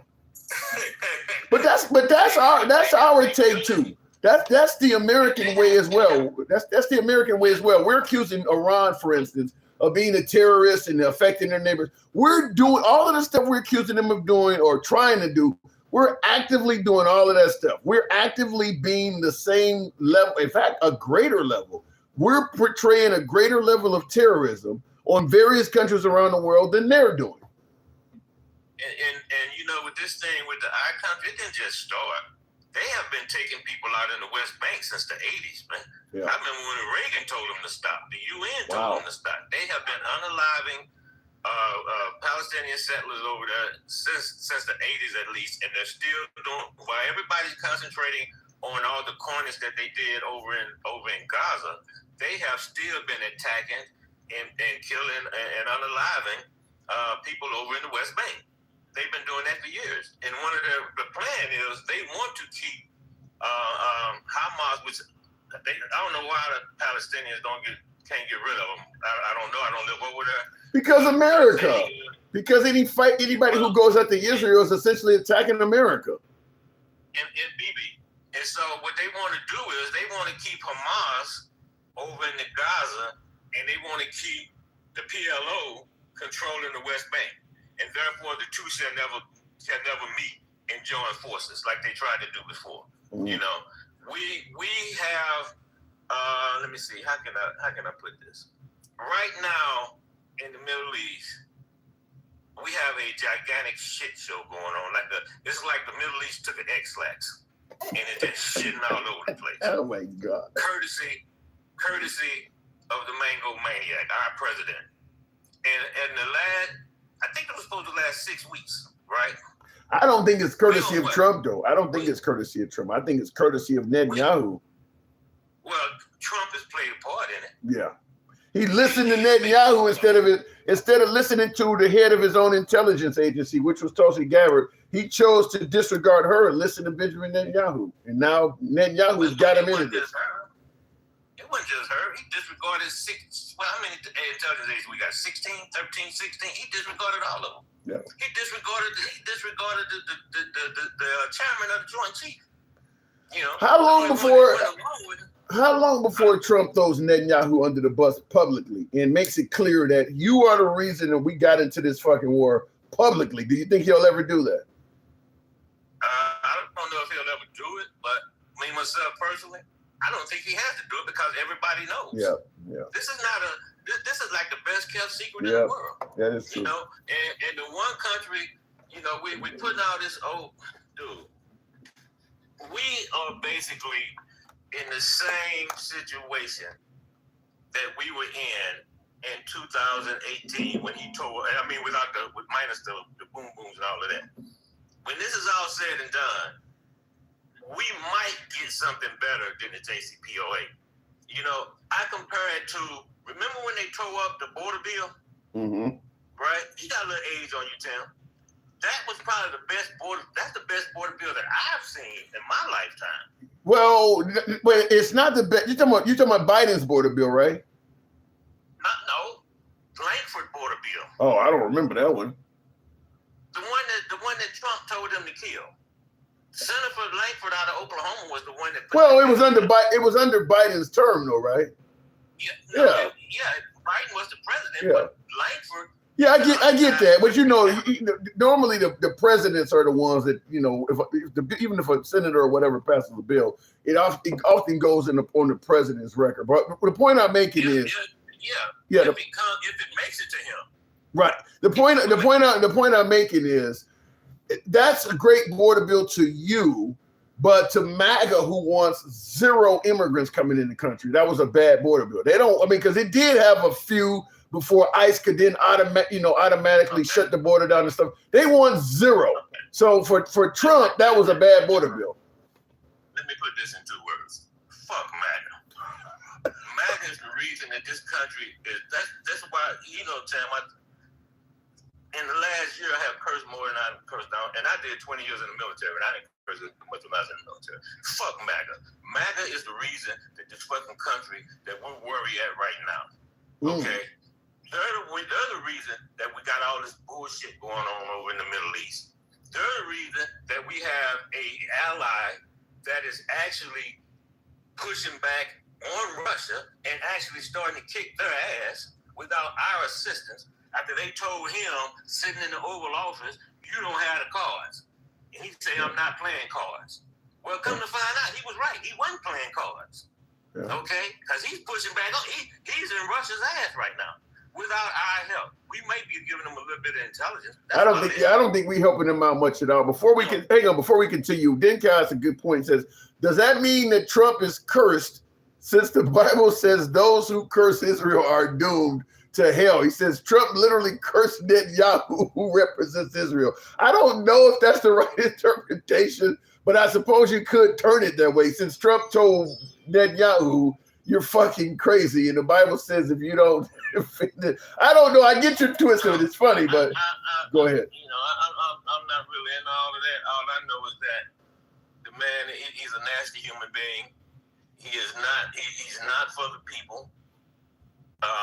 His people, as I like to say, they have head up Trump's ass syndrome, and it's real bad, and it is damaging this country, and it would take us years and maybe decades if we can recover some of the stuff that we've done already. This is like the Keystone Cops and F Troop all combined into one. And you still got these a-holes running around here, these Richard Craniums and these Earth Biscuits running around here acting like everything is okay. Meanwhile, the damn price of gas, it's going to be months before the price of gas. Yeah, Trump said maybe as far out as Labor Day. Real quick in the comments, Chief says, where does the Bible say that? That must be the MAGA. Well, that's what Ted Cruz is the one that said that's in the Bible. So probably is. So we have severed our international tie. This is what we built over since World War II. This is the order that we built. And these clowns went in there and they have basically almost dismantled it. Okay? And there's no telling when we recover from that.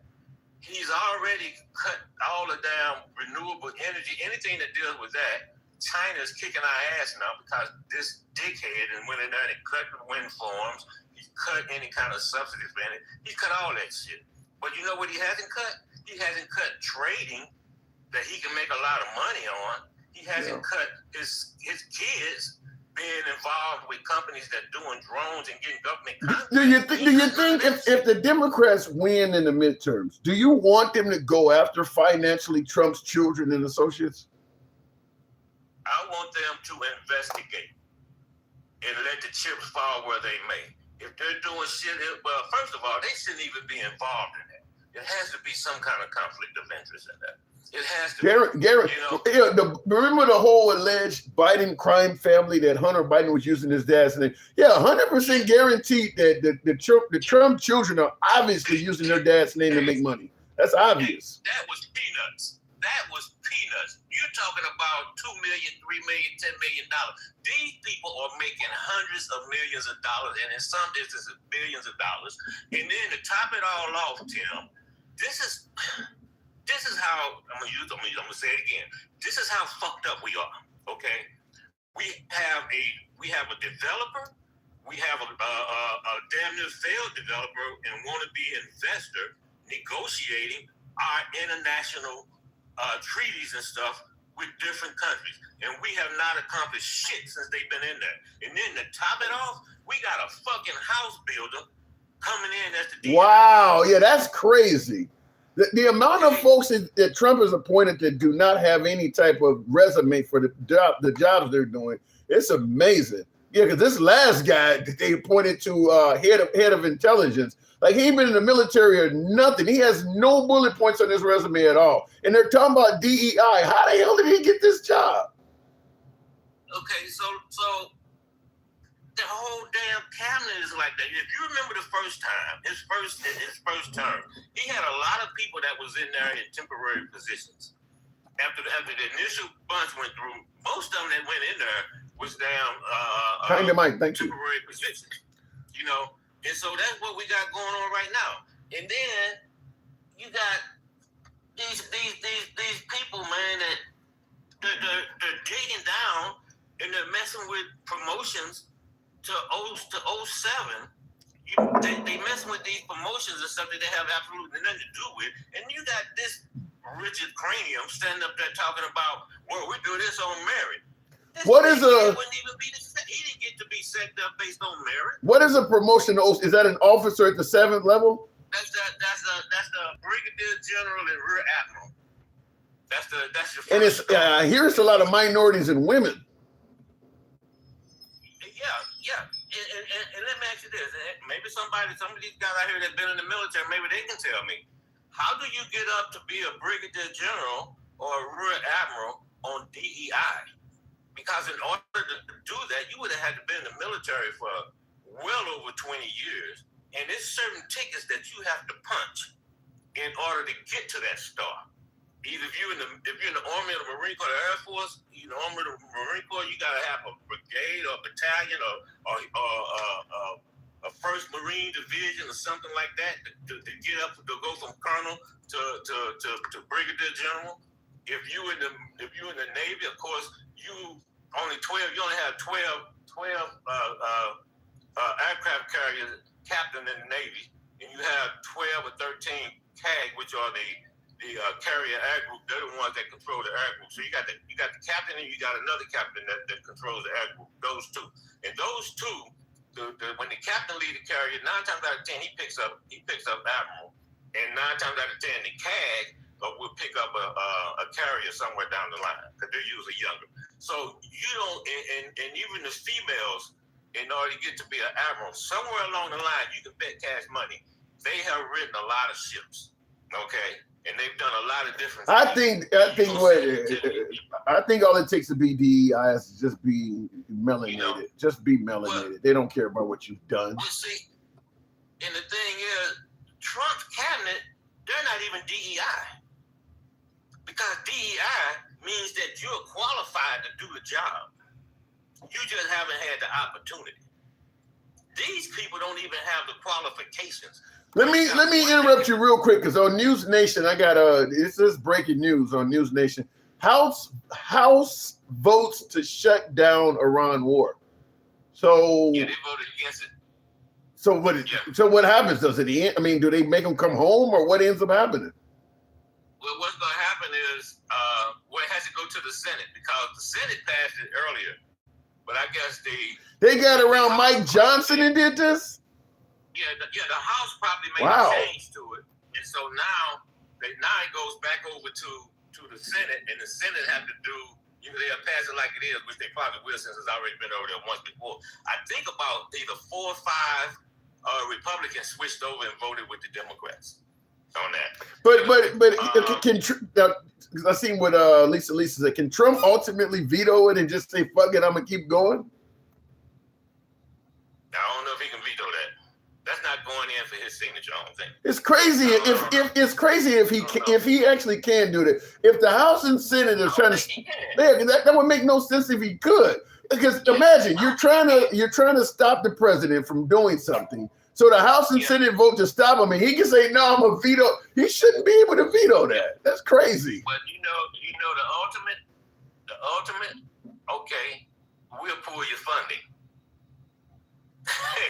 See, hey, and one quick thing too before I go, as you know, the Gerald Ford came back a couple of weeks ago My cousin was on there, but the Gerald Ford is usually when they come back off a cruise, they go into the yards for 3 or 4 months and recover and everything. Mm-hmm. The Gerald Ford is going into the yard for 2 years.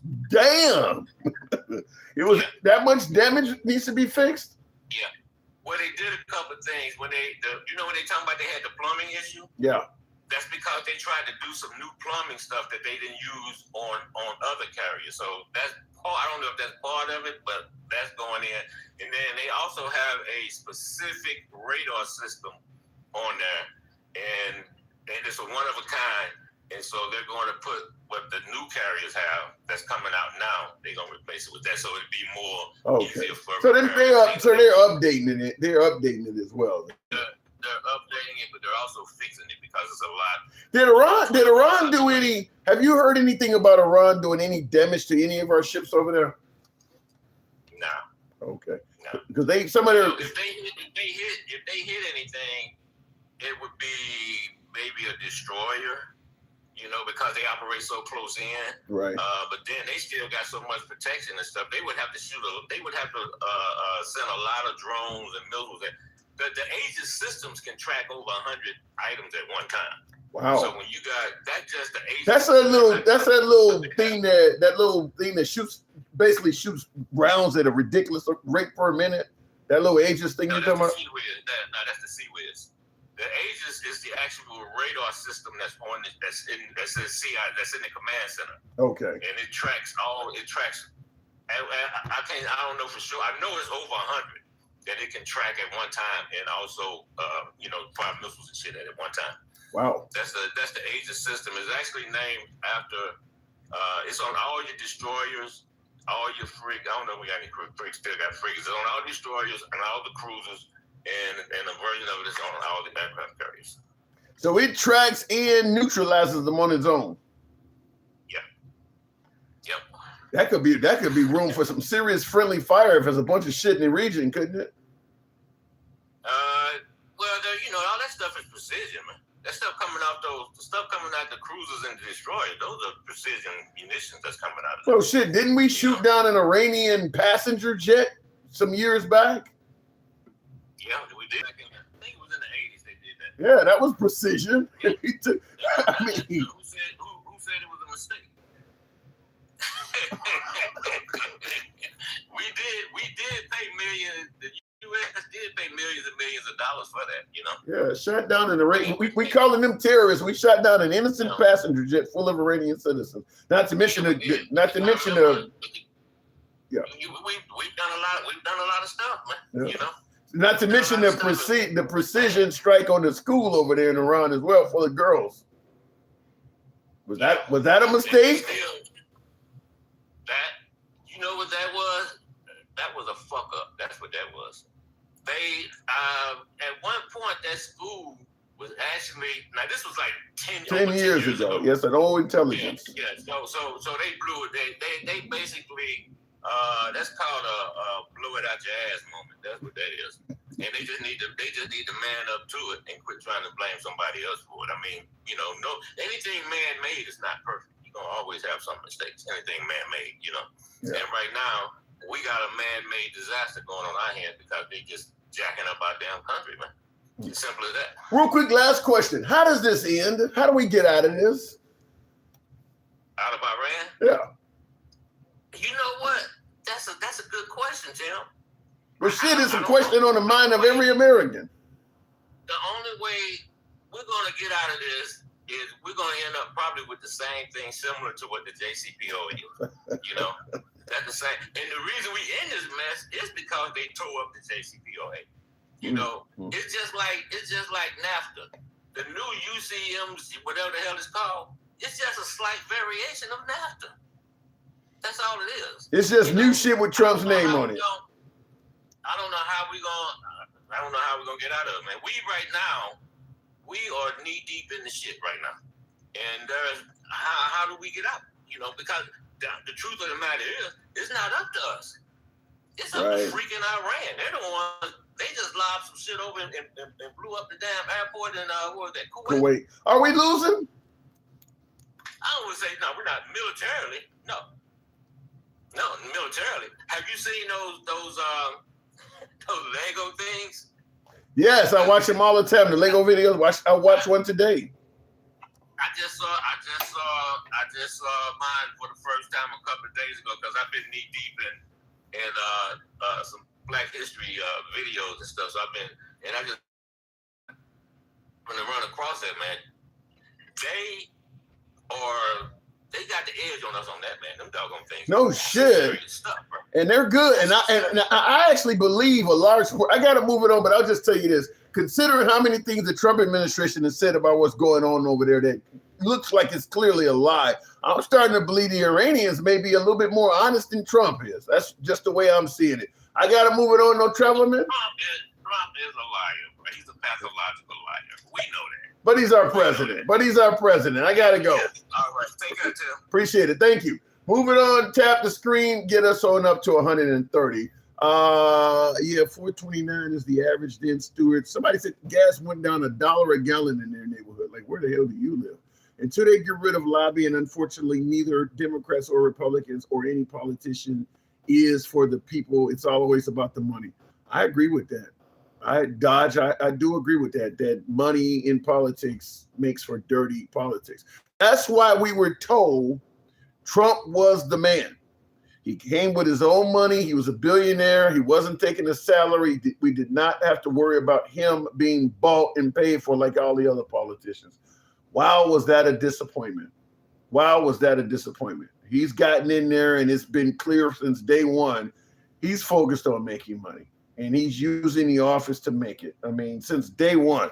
But that was the promise, is that you, unlike the swamp creatures before, he is going to get in there, not take a salary, and he's going to just simply focus on doing what's right by America. Now in the comments, before we move on, I see this comment, and I cannot believe people still say this, but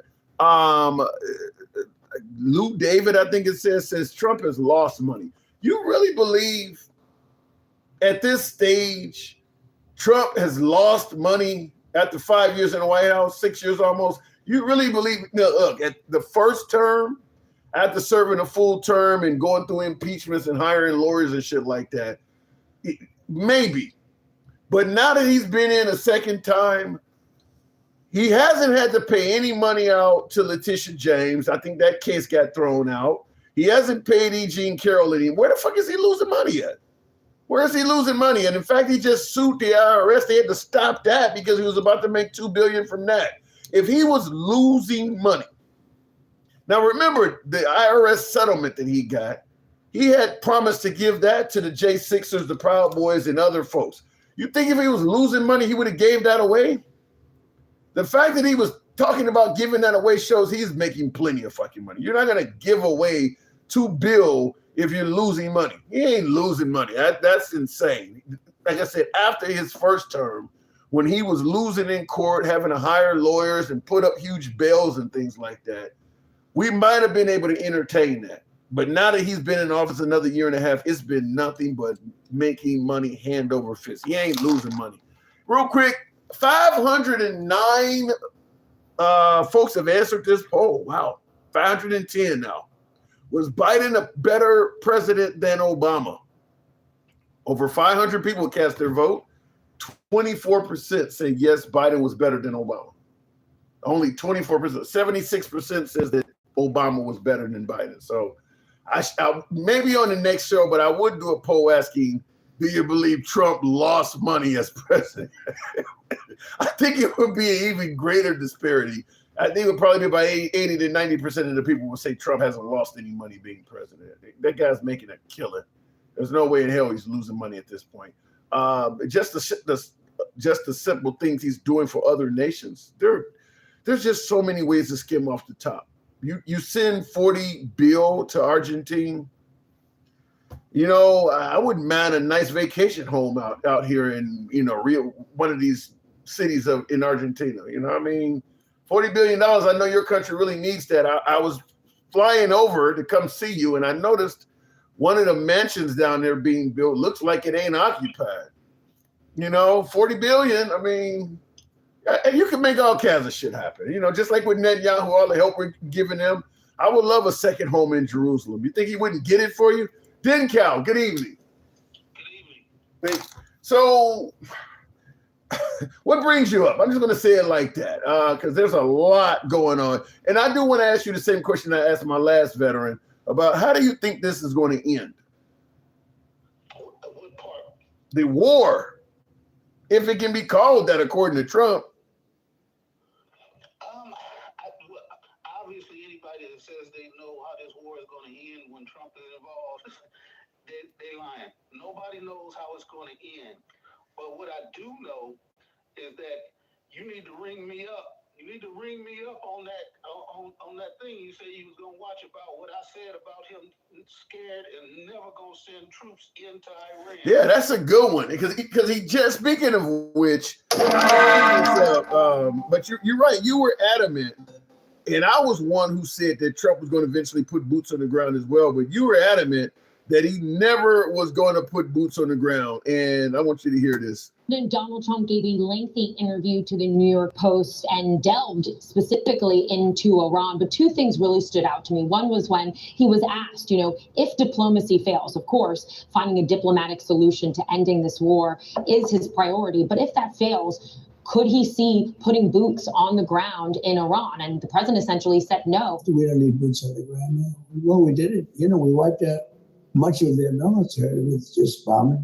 Put anybody on the ground. You don't want to do that. You're so far away. But at a different point, he was also asked specifically about this very tense phone call that we reported on. Okay, then he got into a swearing match with Benjamin Netanyahu. But you're right. He's not going to put boots on the ground. Why do you think that is, considering that we're not accomplishing anything in terms of regime change? We're not protecting any of the protesters. Remember, they were allegedly killing 60,000 protesters or whatever. We're not saving any protesters, and we have not been able to control the enriched uranium. The only way we're going to stop that stuff is to put boots on the ground. Why isn't he doing it? Because he understands, but he doesn't understand anything. Let me take that back. The people around him understand that the moment we start seeing bodies come back on a daily basis like we did in Iraq, he will now be placed in the George Bush's of presidents. Wow. He will not accomplish what he says. It's not simple to go into another country, to dig down hundreds of thousands of feet to get the qualified people needed to go into those hills and retreat. Like, you can't just send Delta Force in there to go get uranium. No. You're going to have to send scientists and professors and shit like that. People who can get shot. Right. Yeah. And who will not go right. to do that. Right.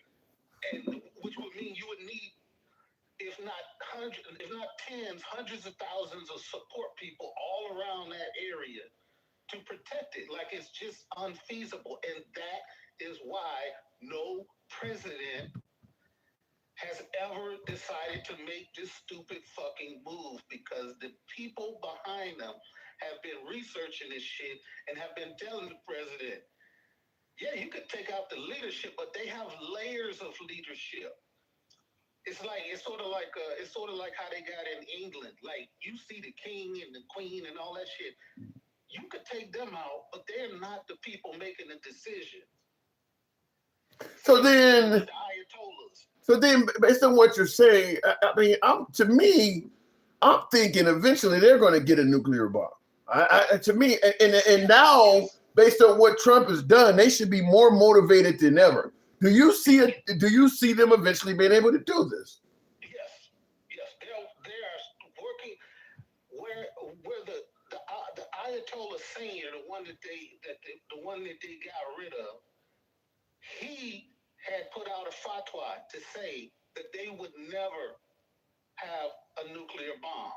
And he said it for religious reasons. It's just not right to have a weapon to eliminate that many people at one time. It was evil. And then we used a bomb and blew his ass up. Right. His son has got rid of the fatwa. His son says part of their mission now is to get like North Korea. That's the only thing that can protect them. So they will always be pursuing it. And the moment we release all of these funds that we withheld from them, which is upwards of $300 billion, you think they're going to use that to rebuild their society like they said they were? Right. They're gonna pursue the weapon. I mean, listen, I'm to the point now, even as a tree hugging liberal, I would put rebuilding my society on the back burner to developing the nuclear bomb, because I'm looking at it like as long as we remain unarmed, these people are gonna keep fucking with us. I always use the Second Amendment argument about an armed society as a polite society. You know, if everybody have firearms, nobody will fuck with you because they know you can put up a fight. I believe in I think that should apply to the planet, because that's what's happening is the nuclear armed nations are fucking with the non-nuclear armed nations because they know they can't fight back. We don't mess with any country that has bombs. So the minute they get their hands on something, they now will have a polite America they can deal with. Right, and just like we've seen, on the flip side, just like we've seen, every country that gives up their nuclear They have problems. They have problems. Yep. They screwed right now. Every last one of them. There ain't like one country we can name. Ukraine gave theirs up. What happened to them? Yep. We preemptively did it to Iraq. They never even had shit. These are what Iran looks like, but I'm looking at it like this. If I'm Iran, that should be our mission in life at this point. Until we get a bomb, they just go. It's like a bully. Until you strike that bully back, they're just gonna keep coming. I mean, you're dealing with Trump now. 10, 15, 20 years later, maybe another guy replacing Netanyahu or replacing Trump. But these people want to have power in our region. They want to control the resources. And until we can stand up for ourselves, they're going to keep coming back. I mean, it's just a matter, if we don't do everything they want, they're going to come right back again with a different leader. And it's not going to be just Iran. Every other smaller country is going to start looking into. I wouldn't be surprised if Saudi Arabia starts saying, hey, you know, first of all, Israel has them.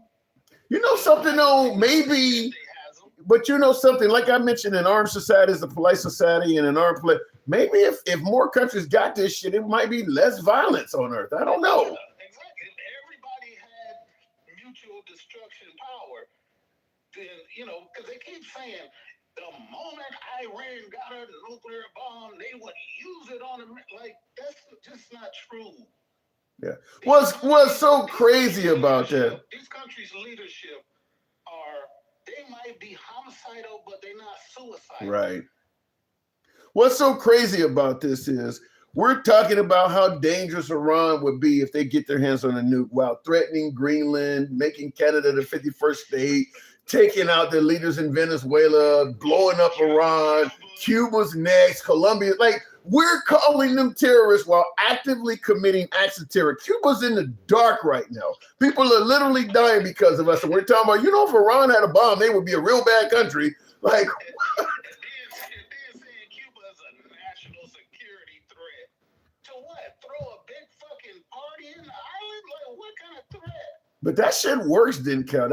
That's what's giving us the power to get our citizens, just like with Bush, and they got weapons of mass destruction. We make folks out to be threats, and it gets the American people behind. Like Trump made Venezuela out to be this fentanyl drug kingpin of the world. So America was okay with that. Same thing with Iran, where they're about to get a nuke and blow us all to smithereens and back. Or we need Greenland because Russia's going to fire missiles over the polar ice cap. They're scaring the shit out of people to the point where, if he's transgender and he goes in the bathroom, he's going to rape your kid. You got to do something about it. So they're working on fear, and it's actually working. You let these immigrants over, they're going to rape and murder every damn body. We got to do something. The fear is really working. It's only working with a certain segment of people.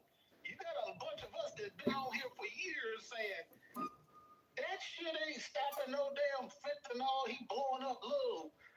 You can call them what you want to. Even if there was drug boats, the volume of drugs that come into this country, they come on airplanes, they come on big ass cargo ships. They don't come on no little bitty boat that can carry Right. half a ton. Well, not only that, but Venezuela is not known. I mean, when there's been drug movies out for years about drugs coming from Venezuela. Has never been on the radar for that shit.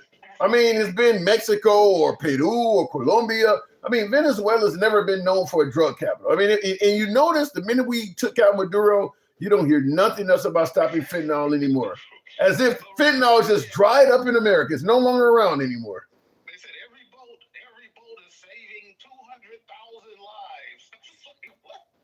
And you know something, speaking of which, because I was talking about how the punishment for this is ridiculous. They just found a tunnel going from Taiwan into San Diego, and they ended up catching a few folks, and they ended up taking tons of cocaine off of them. Not one of those guys are going to get executed. Not one. We don't execute drug dealers. So when Trump was blowing up those boats, I don't see how that doesn't count as a war crime. That has never been our policy to kill drug dealers. It is a war crime. The average person that understands international law knows it's a war crime. But like he said, he's speaking to a domestic audience. Yeah. Who doesn't understand, or I don't think even care. Because we've heard some MAGAs say, well, I don't really care if it's it's not against.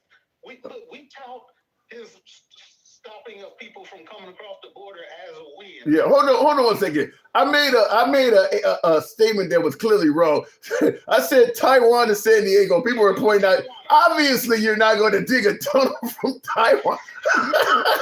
Obviously, but I did make a mistake and say Taiwan. Yeah, obviously you're not digging a tunnel from Taiwan to San Diego. But thank you for pointing out the error in me saying Taiwan instead of Tijuana. But yeah, but none of them folks that we caught with all them drugs on them are going to end up perishing. They're not going to kill any of those folks. We don't normally kill drug dealers. So, but what about this though? Those are probably actual drug dealers, not fishermen who've been forced, to drive these boats to locations.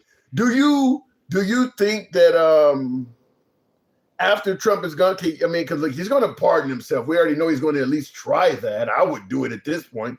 Do you think that works for war crimes though? Because that's international. I mean, could you ever see America, especially if the Democrats get in charge, this fucker's going to get away with everything because of the pardon, or we're going to hand him over to the Hague or to Interpol? Do you see America ever even considering doing something like that? No, we would never hand him over. But if he's convicted under the ICC, the criminal court, the International Criminal Court, he'll be just like Netanyahu. They can't even travel except for to specific countries. And keep in mind, Trump has all of these deals all around the world. He got deals all in the Middle East and all of these resorts that they, him and Kushner are. That's absolutely going to happen. They got Putin as a war criminal, Netanyahu. Trump, that part is absolutely going to happen. I don't see. I bet money they're going to make him a war criminal. Right. Well, then he's going to be limited. But he's 80 years old. He can right. Around that Mar-a-Lago. He can go back and forth to Bedminster and his other golf course. He doesn't have to go anywhere. But yeah, I think he will be listed. But to America, we kind of just blow that kind of stuff off. People. Well, it depends on if we become sinners in the hands of angry Democrats. I don't know. You may have some Democrats that say, "Look, this guy done people so wrong. Fuck it, we're going to make an exception in hand." Because Trump would do it. Trump is the president of retribution. He would have if Biden was wanted by the Hague, or Obama, he would have handed their asses over. Man, he cut off Secret Service protection to people that was targeted by our enemy. Yep. He cut it off to John. He cut off protection for John Bolton. He cut it off early for Kamala Harris. He cut it off for Hunter Biden. Yeah, so he absolutely would send your ass to the Hague. Yeah, that's kind of crazy. But you know what? To be honest, Democrats don't think like that. Like when they get in, they don't think like, okay, let's start just fucking them over any kind of way we can. I don't know. I think it's going to be hard for people to swallow it, but the way the country, the way the Supreme Court, the way this stuff is set up, we're going to have to let the man walk. We're going to let the man walk. He's going to do some crazy stuff on his way out the door. Well, he said he was going to harder than anybody who came within 10 feet of the White House. Like he's Well, the only saving grace is his pardons don't protect him from state charges or international charges. But I think because even if, let's say, for instance, they don't hand him to the Hague or whatever, could they go after him financially then? I mean, seize his assets or whatever. But I could see some states going after him. I mean, I'm sure he's committed I'm sure he or his associates or his kids or some of them, they probably have committed some state crimes. I think what they're going to have to do is they're going to have to prioritize. They can't come straight out the gate full bore like he did, going after him and his people. They're going to have to take on an agenda that addresses the American people first. And as they get a couple of wins and build up political capital, anything that's still within the statutes and limitations, then they can start going after. But I just think it would be wrong to apply just the way this administration is using all of these attorneys. So if we're dealing with President Denkow, you're saying let him go. Trump himself, yes. Yeah, I think the lift is too hard for somebody that'll be 82, 83 when he leaves. You talking like a one-term president, sir. I gotta move it on, but I think if you tell the Democrats some bullshit like that after what he was doing to Biden and some of these other old folks, the way you talking like a one-term Democrats go on blood. But what they fail to realize is that the punishment for people who followed him would be the retribution. All of them people, you gonna stand up. You gonna stand up in front of the mic. You gonna explain your shit. Him, he gonna sit around and do what he always do. Laugh and say, I'm the king. Well, if I'm him, I'm starting to pretend like I got dementia or some shit. Because, you know they coming. I mean, that's got to be a worry of his. Look, he got 2 more years in office, but he knows that if the Democrats win handily in the midterms, he won't finish his term. They're coming. I mean, they're not going to let him finish 2 years. If the Democrats win the House and Senate, they're coming for him. This time next year, it'll be all kinds of shit going on. Because I said that yesterday on the other live that if the Democrats win the House and Senate in November, that means they get sworn in January. They'll impeach him by Easter. Yeah, but the states is what I'm saying. Need to be the ones doing the chasing, not the feds. The feds need to start concentrating on what they're supposed to be concentrating on. Fair enough. Hey, one last thing before I go. Hey, one of your guests, some of your guests keep getting up here talking about, white people were slaves too. There's a big difference between chattel slavery and indentured servitude. Yeah. And if they need to go read the two and stop saying that stupid shit in front of people because they make themselves look very small. There's no evidence of white children getting fed to alligators. There's no evidence of white people being strung up by the church as entertainment on Sundays. That shit that they're talking about is being stuck in a bad job at McDonald's. I think it's more like being a peasant. I think they're comparing us being a serf or a peasant to being a slave. Yeah, it's a big families were never separated on purpose. Like there's just no comparison for people to get up here and talk shit. Yeah. And then when the white people figured out really what was going on, they was like, man, we need to incorporate all of these people with the same color skin as us. And that was their entrance into modern society. Not because they worked hard and fought back and had to, did all of the things. I think, I think it's just like the party switch. You could tell them, but in my opinion, I think they already know, but they just think it's beneficial to keep saying that. But I think they already know. I mean, the fact is, when it comes to history in America, most of that was controlled, how it was taught was controlled by white people. If there were a ton of white slaves, you would have learned about that in school. You think they deliberately hid their own history? If they were slaves and they had heroes that escaped and fought back and shit, it would have been taught to us in schools. You think they taught you about General Lee, but they didn't teach you about any of the white people he had enslaved? That's crazy. Trump would have put that shit front and center. Right. Yeah. If it was happening, you would have known. They would have taught it to us in schools. If there were heroic white slaves that freed each other and fought back and stuff, the fact that they didn't teach you about any of it should tell you when they're teaching you about the Confederacy, who sought to break up the country. You're learning about them, but the innocent folks that fought for freedom, you don't get no education about them at all because they didn't exist. Cal, thanks for coming through. All right, moving on. By the way, tap the screen. What the hell did I just do there? I think I just ended the live by mistake on that on Instagram. Mike West says that guy on the back is. Oh, I saw that already. American History X, great movie. With not Ralph. What is the guy's name? I can't think of his name right now, but great movie. American History X is a really good movie. They need to read books from the 1950s if they can read it all. Donnie, appreciate the hat and mustache. Looking in the comments, he's using government to get out of this war that never should have happened in the first place. The problem is he can get out of the war, but Trump is an alpha male. He likes to be able to have a victory. And it does not look like there's a way for us to get out of the war with a victory. That's where the problem is. He made 3 commitments. He was going to prevent them from having a nuclear weapon. He was going to get regime change. And they were allegedly killing thousands of protesters. And he was going to save them as well. There's been no mention of saving protesters. So we know that's not going to happen anymore. We know he's already kind of forgiven.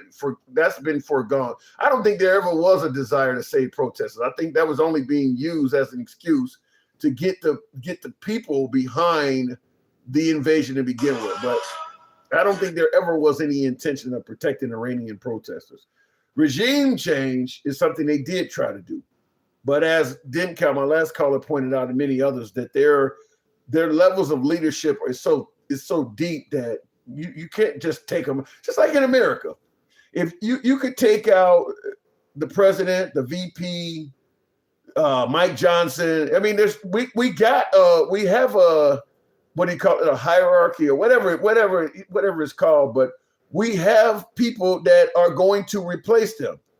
You can keep popping people all day. We got people that are, according to the way our laws are set up, we got people that's going to replace them. They do too in Iran. So you're not gonna get regime change.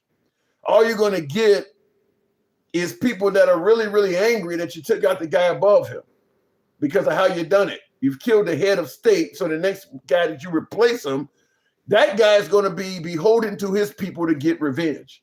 So the whole plan that we were going to be there as liberators to help the protesters and things like that, the way we started that war by killing the heads of state and blowing up schools and shit like that, they don't want to be liberated by us. We look fucking evil. Same thing in Cuba. It's the same thing in Cuba. The Castros are a failed government, and we're going to go there and liberate them. They've been in the dark because of us for about a month now. Folks are starving because of the blockade we got on Cuba. You think they see us as liberators? So that whole mindset of we're coming there and we're going to be viewed favorably, no, you're not. No, you're not. Because there's no legitimate reason, and it's totally unnecessary to make Cuba dark. There is no reason to be doing that right now. There is no reason to to have these people starving and not have power to the whole country. That just looks cruel. So they're not like, yay, we can't wait till the Americans get here. They're not thinking that. They're seeing what we're doing now and like, shit, if they're doing this, not even being here, wait till they get on the ground. If they don't care this much about us from a distance, they're going to come in here and be like fucking Gestapo. They're not seeing us as some kind of liberators doing that. So I think anybody who thinks that the Cubans are eager, or, maybe you've seen a Cuban on Fox News talking some shit, or you listen to Rubio. No, they're not going to see us as liberators. I can tell you that. After being found out they were white, they still kept them. What do you mean by that? Are you talking about this? I don't know. Are you guys still trying to suggest that there were white slaves in America? It wasn't happening. Oh boy, Cuba, Trump going to make an example out of it and probably will make Iran want a peace deal afterwards. Why would Iran, even if they wanted a peace deal, believe that they could trust Trump? They negotiated a peace deal with an American president. Trump broke that deal and bombed their country. And you're telling me they're going to want to make a deal with that dude. There is no desire to make a deal. Why would you trust him? Why would you trust that dude? The same dude that took out the head of your country, said that you blew up your own school full of girls, an obvious lie that every leader in the world knows we're lying about. And then he's threatened to totally annihilate your whole country. And you think Iran wants to make a deal with that guy? Bullshit. Nobody wants to make a deal with a guy that's done all of that. I think Trump's credibility in Iran has to be below zero. This guy is still trying to tell people we blew up our own school full of girls. They don't want to make a deal with Trump. You got to be crazy to be talking about they want to make a deal with Trump. Why would you believe him? In the comments, Boomerang says, I absolutely love what Trump is doing. Most of the people on here don't understand what he's doing. He's a businessman, and he's running our country like a well-oiled machine. You think any business would be considered as running well-oiled with the economy of this country? You be running the country like a well-oiled machine on what metric?